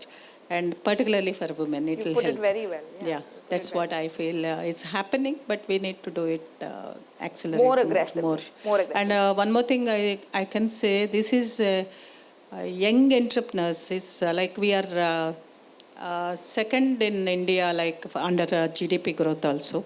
Telangana is second. So young India, mostly young India, because of the various innovations happening in Telangana, like startup, we have a startup program. In the same way, there are about 78 incubation centers in Telangana. I think it's a great number. There is a great scope for youngsters to come forward. In our days, it's only like if you have to set up industry, there's so many parameters. Very few out of 100, I think only 10% could come up as industrialists or entrepreneurs. But now it is, I think the percentage is 75. I mean, most of the youngsters, they don't want to get into jobs.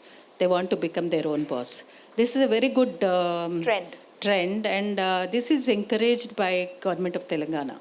I appreciate that, and a lot of youngsters, they don't ask, even they're quitting their jobs and getting into startup programs. Thanks to state and central government for this trend, and I think empowering youth to become change makers is very important, and it's happening here. Right. But there's a dichotomy. You just spoke about how youth essentially are getting into IT services, but you also said that manufacturing needs to be encouraged. What's happening to core manufacturing? And, how is, do you see IT services gain as manufacturing's downfall, especially in a state like Telangana? Telangana is, I think it is a hub for manufacturing because of various PSUs existing. Like you talk about BHEL, Bell, and also pharma industry, which is already happening in a big way. IT is also picking up, but manufacturing is also picking up because the defense sector is opened up now. Many companies are suppliers to defense, and the startups and youngsters are also getting into manufacturing drones. And the other day we had a tie-up with Bell. They want any number of women to get into electronics. They are ready to offer them subcontracting.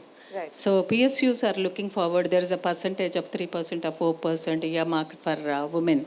So there's a great opportunity to become subcontract and get into manufacturing sector.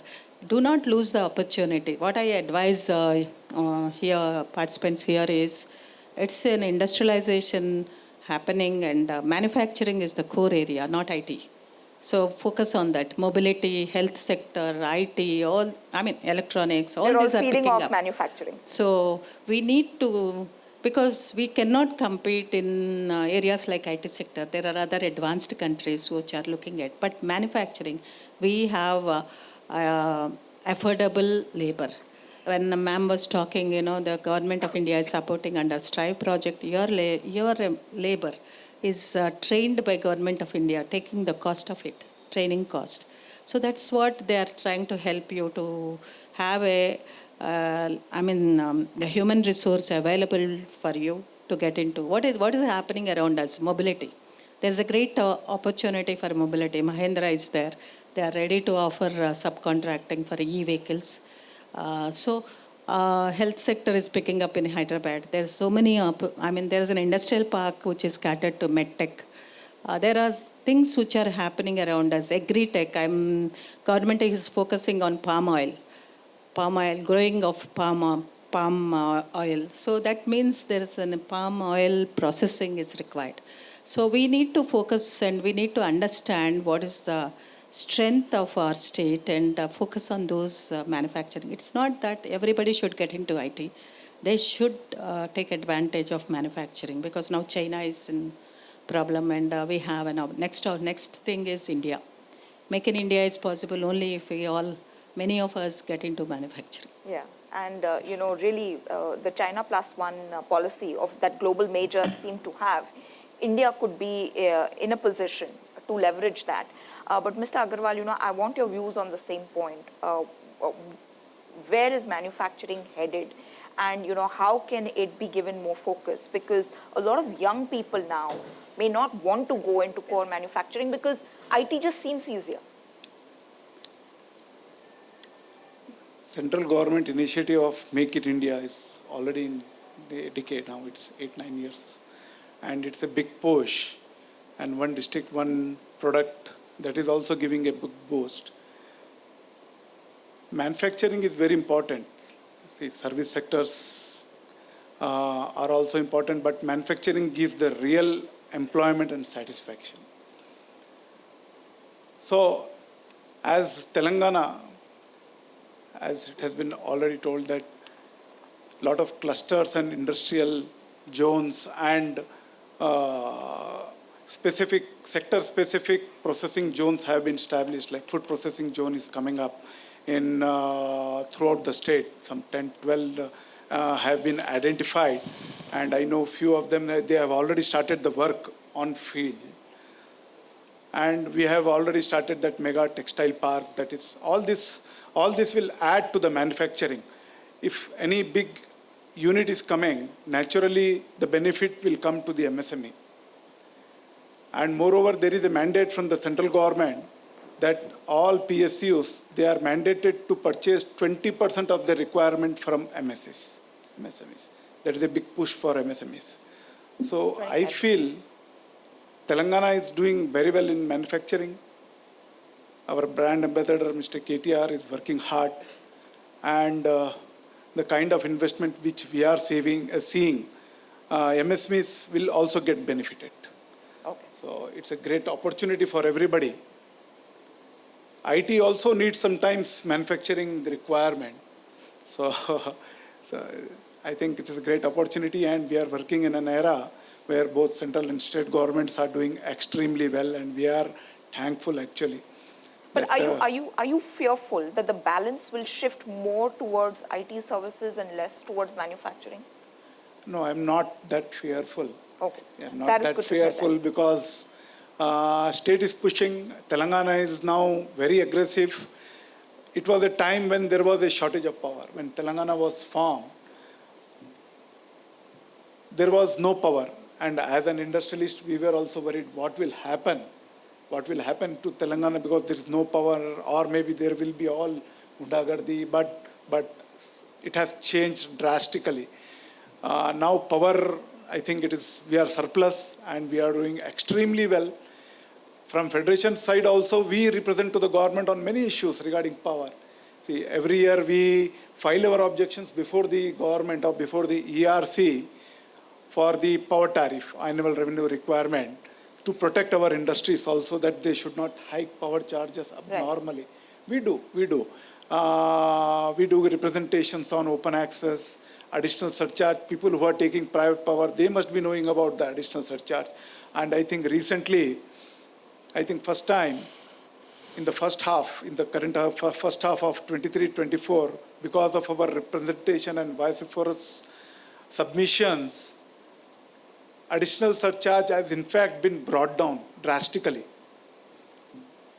It has been brought down drastically. So, seeing all this, moreover the incentives, TSI pass, it is one of the feather in the cap of Telangana.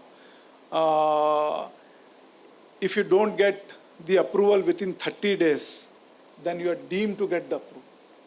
So, So you're saying that there are facilities, there's also a push from the Push government. from the government, There heavy are push. policies are in place, Policies are in and then organizations such as yours are there for yeah, support. we are. And as our Mrs. Glory Swarupa was telling that regarding the benefits and the incentives, it's not percolating down or it's not going, not everybody is knowing about that. We, the chamber, we are doing that. Okay. We as a chamber, we are disseminating the knowledge and information to all our members.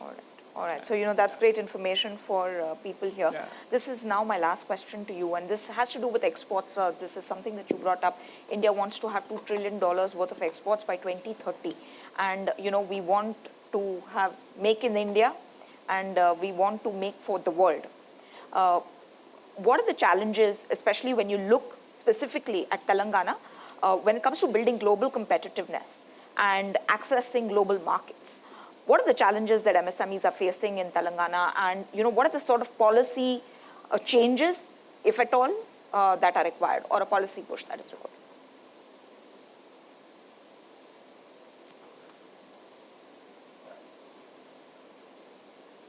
See, what Telangana is needed is actually because we are landlocked state.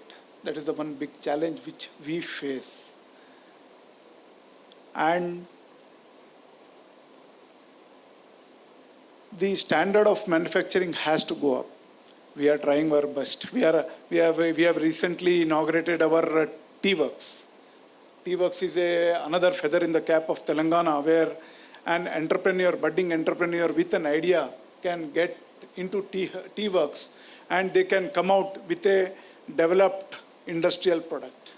That kind of facilities they are having now.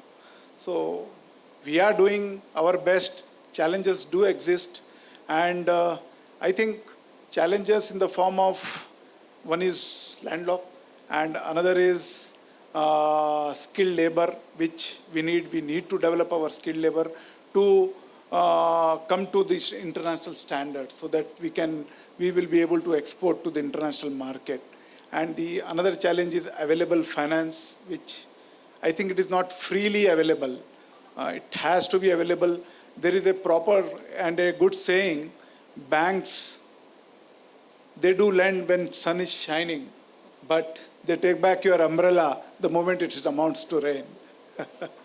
So, all right. That's the challenges which we face, but okay, we can overcome over the period of time.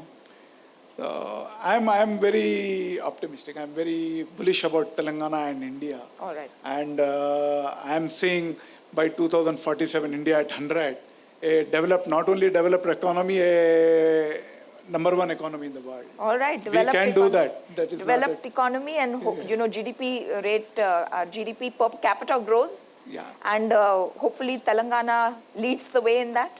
Telangana is already, see, in the last 9 years, our GSDP, that is our GDP, state GDP has grown from 5.5 lakh crore to 13.27 lakh. It is more than double. And the per capita has gone up. What we can see is, what I feel, if all the states were all good states and competing states, they try for 1 trillion economy by 2031, major states, then it is not far behind that we will achieve our target of becoming a #1 economy or developed economy by 2047, India at 100. Right. We want to be a 5 trillion economy by 2025, 2026, but I'll hold my thought over there. We'll take a few questions if any one of you have any for the panelists here.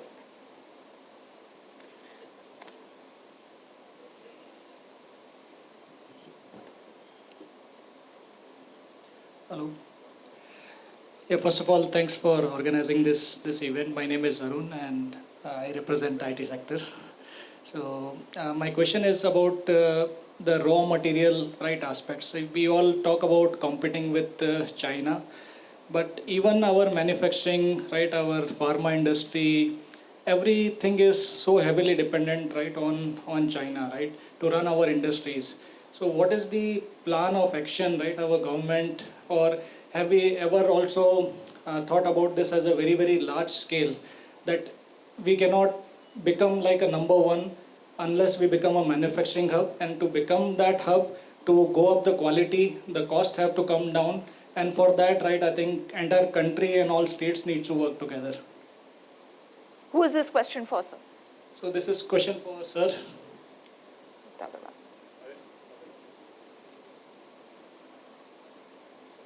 Raw material challenges are there. No doubt. For you're talking about pharma, we are importing raw material from China and other countries. But at the same time, we are value adding it and exporting it back. As I said, digitalization will also improve your efficiency also.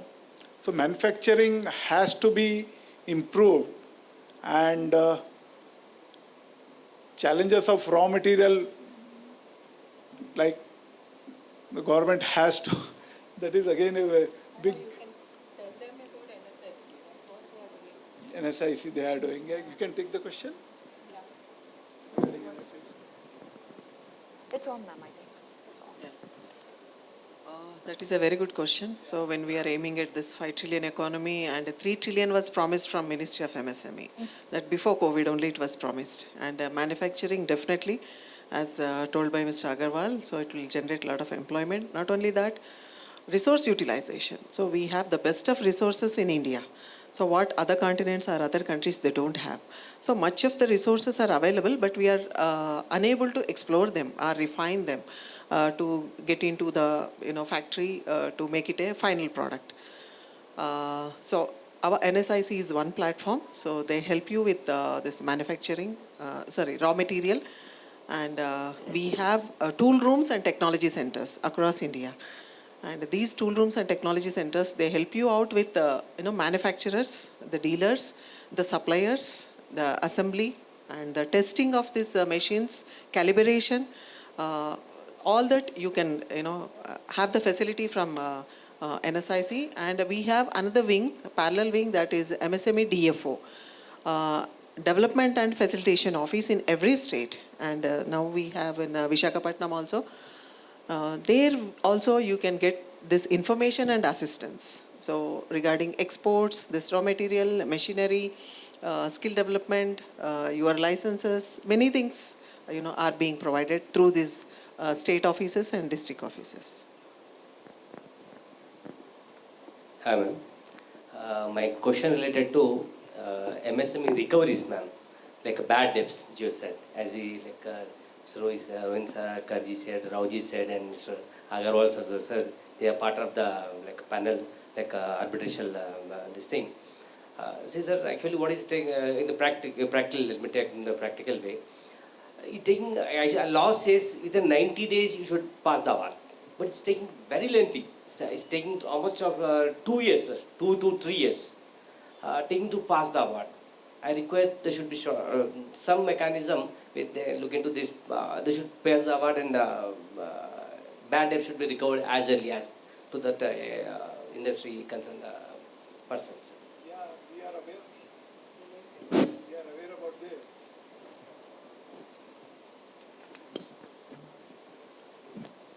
Hello? Yeah, we are also aware about this. And from our end, we are trying our best. We have also represented to the Industries Department. Our role is, as a member, we are part of the council. And from the facilitation, in the facilitation council, chairman will be GMDIC, if I'm not wrong. And another member will be there. So we have represented to the Industries Department that time is taking actually more than what is required, no doubt about it. And we are taking corrective steps, and already I think some corrective steps have been taken, and there are results are there right now. The feedback which I got from our member, who is also a member in the Facilitation Council. Actually, our MC member, Managing Committee member, is a member in the Facilitation Council. Okay. Yeah, to add to that, if the process is delaying, this is regarding facilitation. I just want to, for the information of the House, you can also post that in Champions Desk of Ministry of MSME. So that is created during COVID to help the MSMEs regarding their payments only. So that will be directed from Government of India, Ministry of MSME to respective states and to that particular district or the facilitation council. So you can always post there. That will be addressed immediately. Champions desk. And that is a hub and spoke model. Hub is in Delhi and spokes are in DFO. And soon we are going to come out with alternate dispute resolution. Yeah, ADR and ODR also, online dispute resolution. Online, we are not so equipped. We are conducting a study. NIMSME, we are conducting a study. So soon we will be coming out. So how to strengthen the existing 128 MSc facilitation centers we have in India. So how to expand the number and how to strengthen the existing ones. That's we are studying. Ma'am, if you permit, the issue is not with the facilitation center. The issue is with the Delayed Payment Act. Where, after the verdict is given by the facilitation center, they are going to the court. So what's the use of having a Delayed Payment Act? So the address need to be to the ministry to change the Delayed Payment Act and empower it to get payment on time. So that's the issue of Government of India. We have represented. I think they will take it up. One more. Another scheme, sir, recently introduced. Yeah, Why should we go to delayed Yeah. payment? There is a threats which is going to be introduced very soon. Telangana government is also part of it. They are encouraging to get into threats program so that your payment, whatever is delayed, if the primary, whoever is your supplier, the supplier can immediately get the bill discounted. It's not exactly bill discounted what NSIC is doing, but immediately you get your payment into your bank account. This is a remedy. So hope that many of us suffered due to this Delayed Payment Act, and we have been requesting ministry to address it. It's a parliament enactment. It takes time, but we hope that something new, positive will happen. One more now. Recently, government has announced that if you don't make the payment, that payment will not be given as a expenditure in the particular year. So that is a good, it is a good law. It has come. So if you want to take an expenditure in the current year itself, you have to make within the due date. Otherwise, it will not be allowed. That's a good law. I think 90% of the cases will be solved now itself. Yeah, one month. Actually, we were posing that question. We have 6 MSFC centers. Because they are getting delayed, one Hyderabad International Arbitration Center has been established in Hyderabad. So the transactions which are above 3 crores, you can directly approach them. They have full-fledged office. And we have given a circular to all the districts also. And we have circulated to all industries. Yeah. Yeah, we have taken up this issue also. Yeah, negotiations are going on. They are going to agree with whatever our districts are charging, our MSCFCs. On the same lines, we are negotiating with them. So we'll arrive on some solution with that. All right, I think, we will take 1 or 2 more questions and then, we'll move on to the next panel. So yes. Sir. My name is Murli. I'm from Vedavak Systems Limited company, madam. What I could see is that for industrial estate, the industries to pick up, don't you think we need to have, I join along with Ramadevi, madam, that infrastructure development, we need to have rail connectivity for the industries. When we are doing the development to reach the locations, not only the senior members or the senior officials, even the lower class people, for them to travel, it should be at a lower cost, point 1. Point 2, actually, from the infrastructure point of view, when we want to do exports, we need to have palletization systems to do the bagging as well as the cartoning for the pallets. Only then we can do good quantum of exports. In each of the districts, we need to have this. I'm a fan of actually KTR. I'm sure he'll be looking into these aspects. Kindly put forward to him. Thank you very much.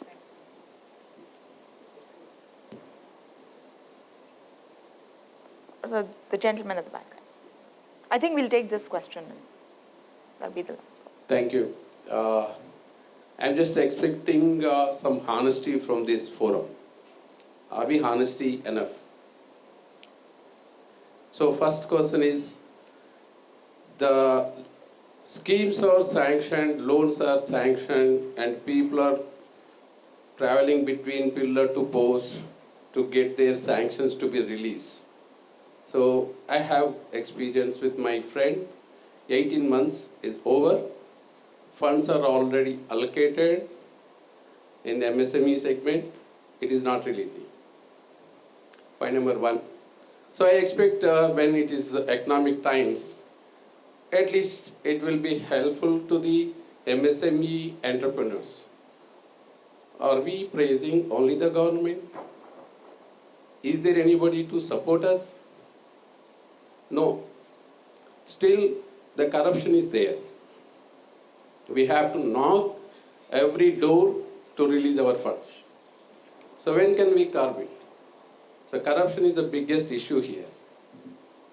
And we have a president, we have women entrepreneur, we have experience, we have developed the cluster development cell in Mehboob Nagar, we have trained the people, and from last 18 months, people are coming and knocking our doors when it will be released. She is the woman, spend her money, not only her money, 300 members she collected, she pooled that fund, and we are waiting for the government to release the funds. 18 months? No. MSME, even I too visited the office, and they are saying, we are coming. Many committees, many panels, but funds will not be released. Funds will be remain with the government only. And sir, I have a bald head. There are many feathers on my head. What is the use? Feathers are there. Still, in this forum, people are expecting some money to release few of our activities. If you want me to show the people, I will show here itself. But I don't want. I don't want to insult any government official here.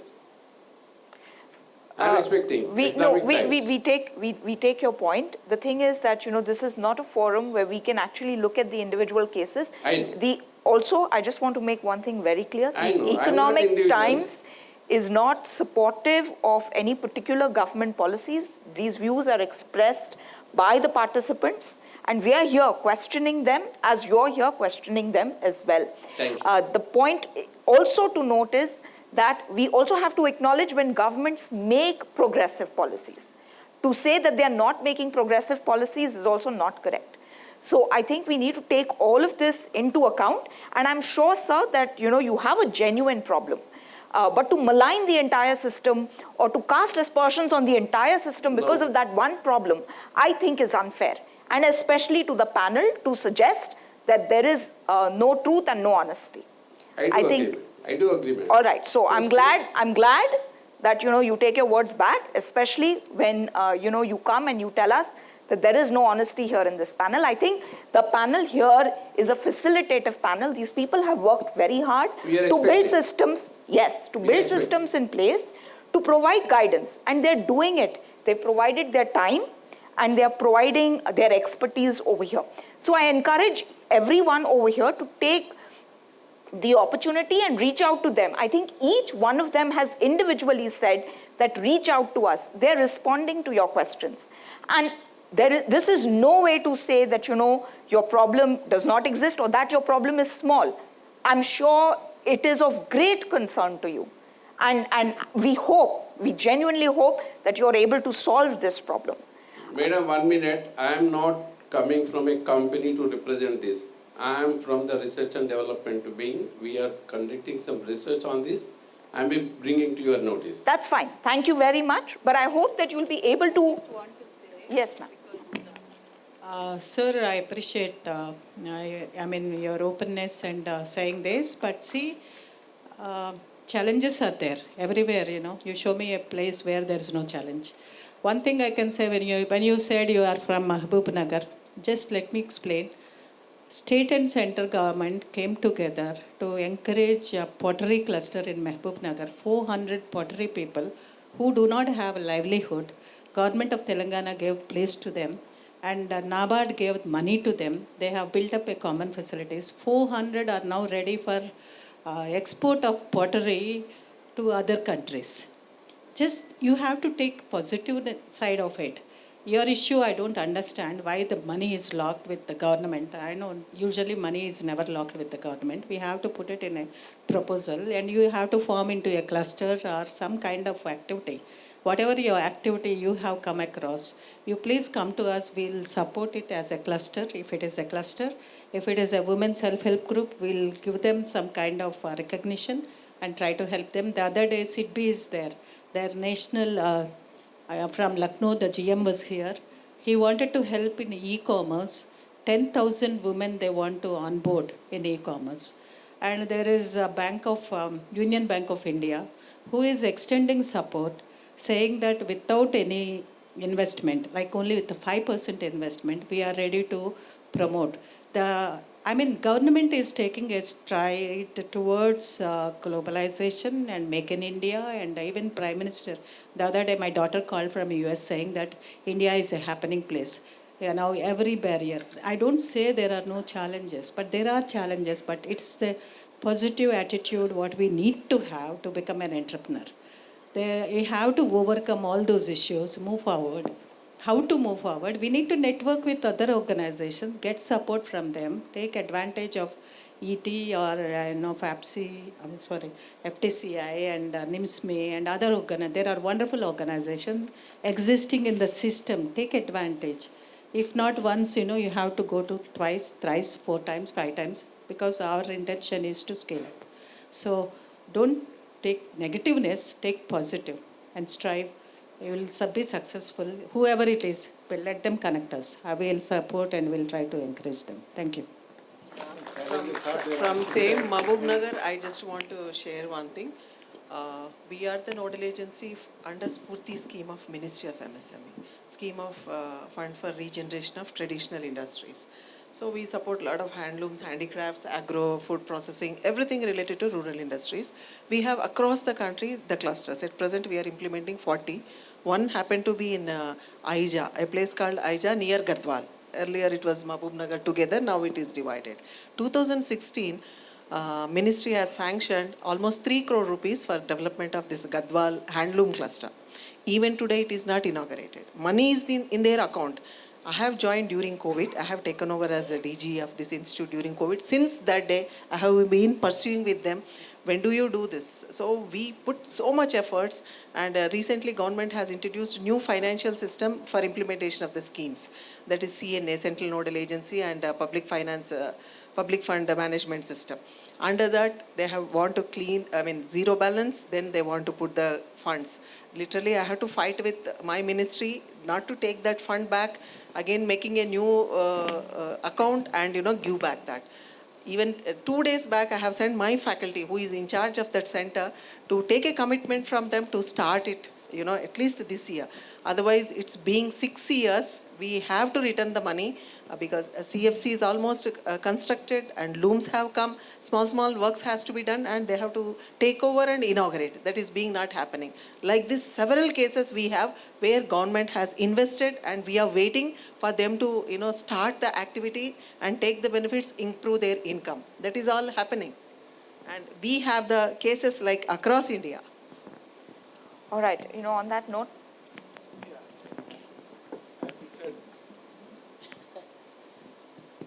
challenges are there, no doubt about it. But from our end also, all the associations, we do represent to the government on all these matters. As I said, our representation is there on various committees, state level committees. Our representation is also there on Industries Department Committee, Energy Committee, where we file our objections, we file our representations, we do all our best from our chamber side or from our association side. Energy matters, see, many of the industrial people, they don't know what we do. It's behind the scene which we do regarding energy matter also. That any industry, small or big, they don't know. Many big industries also, they don't know what we do. We hire a big consultant, he comes from other state to file the objections. Not only objections, there will be a public hearing. We appear before the commission. Like I said about the additional surcharge, they reduced drastically. It was a small matter, Personally, I represented before the ERC. I appeared in that public hearing. So these are all things which chamber does, association does for in the release of incentives, whatever is the matter. We take up with the government. We are not only praising the government, but at the same time we do understand the difficulties faced by the industry, and we see that we try to mitigate the challenges or the difficulties faced by the industry. It's not that. As last thing, recently what happened, industry need to perform better and to reach to the global markets, you all must have heard the, JET certification, zero effect, zero defect. It is totally supported by Government of India. Up to even bronze is free, and even silver on 1,50,000 is given to the industry to get JET certification. Once you are, that's the standardization which is need to happen. Everything, bank access, your export access, everything falls into line. So how many industries are coming forward? So you need to even understand what is offered to you. Get information, network with other organizations. Please take advantage of the whole program of government in Make in India. So this is what I request all of you to take it forward. It's not the job of only government or job of only Economic Times or LIP or something. It's your responsibility to perform. Thank you. Thank you very much. On that note, thank you our panelists for being here, Mr. Agarwal, Rama Devi and Dr. Glory Swarupa. Thank you very much for your time, for your thoughts and all the expertise that you have given to so many participants today. Thank you very much. Thank you so much, esteemed panelists. Let's have a huge round of applause, ladies and gentlemen.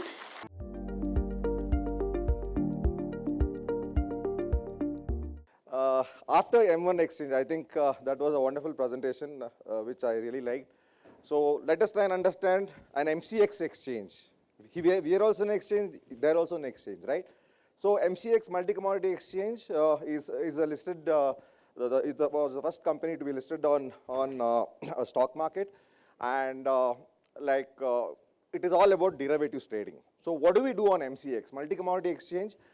We have a buyer and we have a seller, and I created an electronic platform for this buyer and seller to come together. Okay? So as I told you, right now we have 96% of the market share, and the major advantage of a commodity exchange is that a real-time price is discovered by linking both the buyer and the seller. You never know where the buyer is sitting, you will never know where the seller is sitting. But I will ensure that whatever trade happens on MCX, and that trade is guaranteed. Okay? So we have several commodities which are basically listed. When I say several commodities, we list the future contracts of the commodities. Okay? Now, what is a future contract? A future contract is a contract which is basically traded on a commodity exchange on a future month. So if you want to know what is the price of copper after 5 months, if you want to know what is the price of silver after 5 months, if you want to know what is the price of aluminium after 5 months, we provide a platform. That is, it is a platform for the price discovery of commodities, which are basically industrial commodities. It could be agriculture commodities, or anything could be a commodity, right? So in this context, let me see the kind of, how much I can make you understand, but I promise Hyderabad one thing, that we will have because we have a mandate from SEBI. SEBI is Securities Exchange Board of India, who is the regulator for our commodity markets as well as the stock markets. So I will promise you another session, okay? Because I know all of you now. Because we have a mandate from SEBI to conduct more of these events, especially for the women entrepreneurs as well as the MSMEs. Okay, with this background, let me just go through a simple presentation. I don't know how much justice I will be able to do. Okay, this is a regulatory overview of what I told you. And now let us come to base metals, right? Now what we have created in India is a mini LME. Okay, all your base metals, the kind of price discovery, whatever happens, is basically in LME, London Metal Exchange. So we have created a London Metal Exchange, like exchange, on this regulatory platform called MCX. Okay, so if you look at the non-ferrous complex as such, you have copper, aluminium, lead, nickel, and zinc. And all of us know that they have very extensive industrial applications. And the best part is that the availability of these commodities is region specific. Okay, like for example, we produce aluminium, and we are self-sufficient in aluminium, but we import nickel, we import say copper, but that is the reason why we should have a platform wherein the price discovery happens globally. And that is why, with that intention, we have created MCX, and to support the Make in India, the kind of program what Government of India is going through this, we have ensured that we will basically discover the Indian prices of the commodities. And we have set up delivery centers in multiple locations in all the, in most of the parts of India. Okay.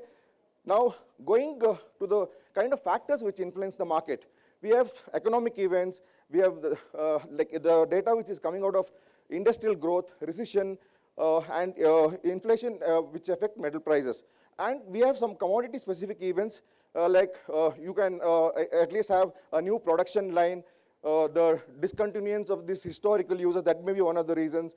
So, and sometimes we have these strikes which are basically going on continuously. For example, if there is a strike in a copper mine in Chile, now you know what will happen to the, you know what is going to happen to the prices of copper, right? So all these trade policies which are set by the government, the interest rates, the international prices, and what is the USD and INR, what is the exchange rate, the geopolitical events. If you look at the example, like what happened to crude when there was, the war is still going on between Russia and Ukraine. What happened then? All these, all these factors basically affect the price of commodities. Okay, now, if the prices of commodities keep going up and down, can you change the price of your finished product? We can't change, right? If the prices of wheat go up, can you change the price of your Parle biscuits every month? No. So that is the reason commodities exchange basically provide a wonderful platform for your price risk management. It is not only that speculation, whatever happens, it is the kind of price, discovery, the price risk management, what MCX can offer to all MSMEs. Now, this is a slide, I think all of us know about it. You just look at this slide. The kind of volatility what we have seen in aluminium in 2023 till now is 28.15%. That means any company which is actually having a total annual turnover of 100 crores, your 28.15 crores is at risk. Am I right or wrong? You agree? All of you agree with me? Now let us look at copper. Copper has had an annual volatility of 21.1%. So in any business, do you think you will have anything more than 15 to 18% of profits? Tell me, sir, you're all entrepreneurs. You will never have that, right? So so what do you want to do? You just keep quiet? You don't do anything, you don't do any price risk management? That means we actually assume a symmetrical risk, right? Whatever we have lost today, we will make it up tomorrow. So then you will think, okay, fine, my profits are going good. Why should I hedge? If you don't hedge, when you are making a profit of 15 to 20%, and if there is a volatility of 28% in aluminium, how are you going to manage that risk? Right? Now, who all can use this, say, platform? We have importers who have a risk of who have a risk when the prices are basically falling down. We have exporters. If the prices of raw material increases, then also there is a risk. Processors, if you look at refiners, stockists, fabricators, all of them need this platform for the price risk management. Now let us look at the base metal contracts what we have. We have aluminium, copper, zinc, nickel and lead. Okay. Now this is a major contract wherein the total, if you want to buy, you have to buy 5 metric tons or you have to sell 5 metric tons of aluminium. If you look at copper, the, the lot size is 2.5 metric tons, and zinc is 5 metric tons, and nickel is 1.5 metric tons, and lead is 5 metric tons, okay? And all these commodities, please believe, except for crude oil as well as natural gas, all the commodities are deliverable. Earlier people used to say whatever happens in LME, you also electronically try and get those price, and it leads to speculation. Without speculation, there are no markets, right? So these are all the contract specifications of these. And just to promote MSMEs, we have mini contracts. So we have mini contracts of 1 metric ton. Even if you are a small MSME and if your requirement is only 1 metric ton, then we have contracts of aluminum, lead, and zinc. So these are the different delivery centers what we have. We have for aluminum in Raipur, Chhattisgarh, then you have copper in Thane, and from south we have lead in Chennai, okay? And all these delivery centers are fully established. So these are the different base metals which is delivered in via MCX. Totally we have delivered 2,83,325 metric tons from January 22 till now. That means to say that if you are basically, if you want to hedge your risk, because once you get the raw material, your price is fixed for that. And whenever these fluctuations happens, you need a commodity exchange to hedge the risk. Well, as I promised you, I will have one detailed session for you, because in 20 minutes, if I want to make you understand commodities, because commodities is a wonderful world, right? I will have one more session with you, and I want the same crowd to come, and we will have it in a wonderful place, and I think we can break for lunch, and we'll have discussions. Thank you so much.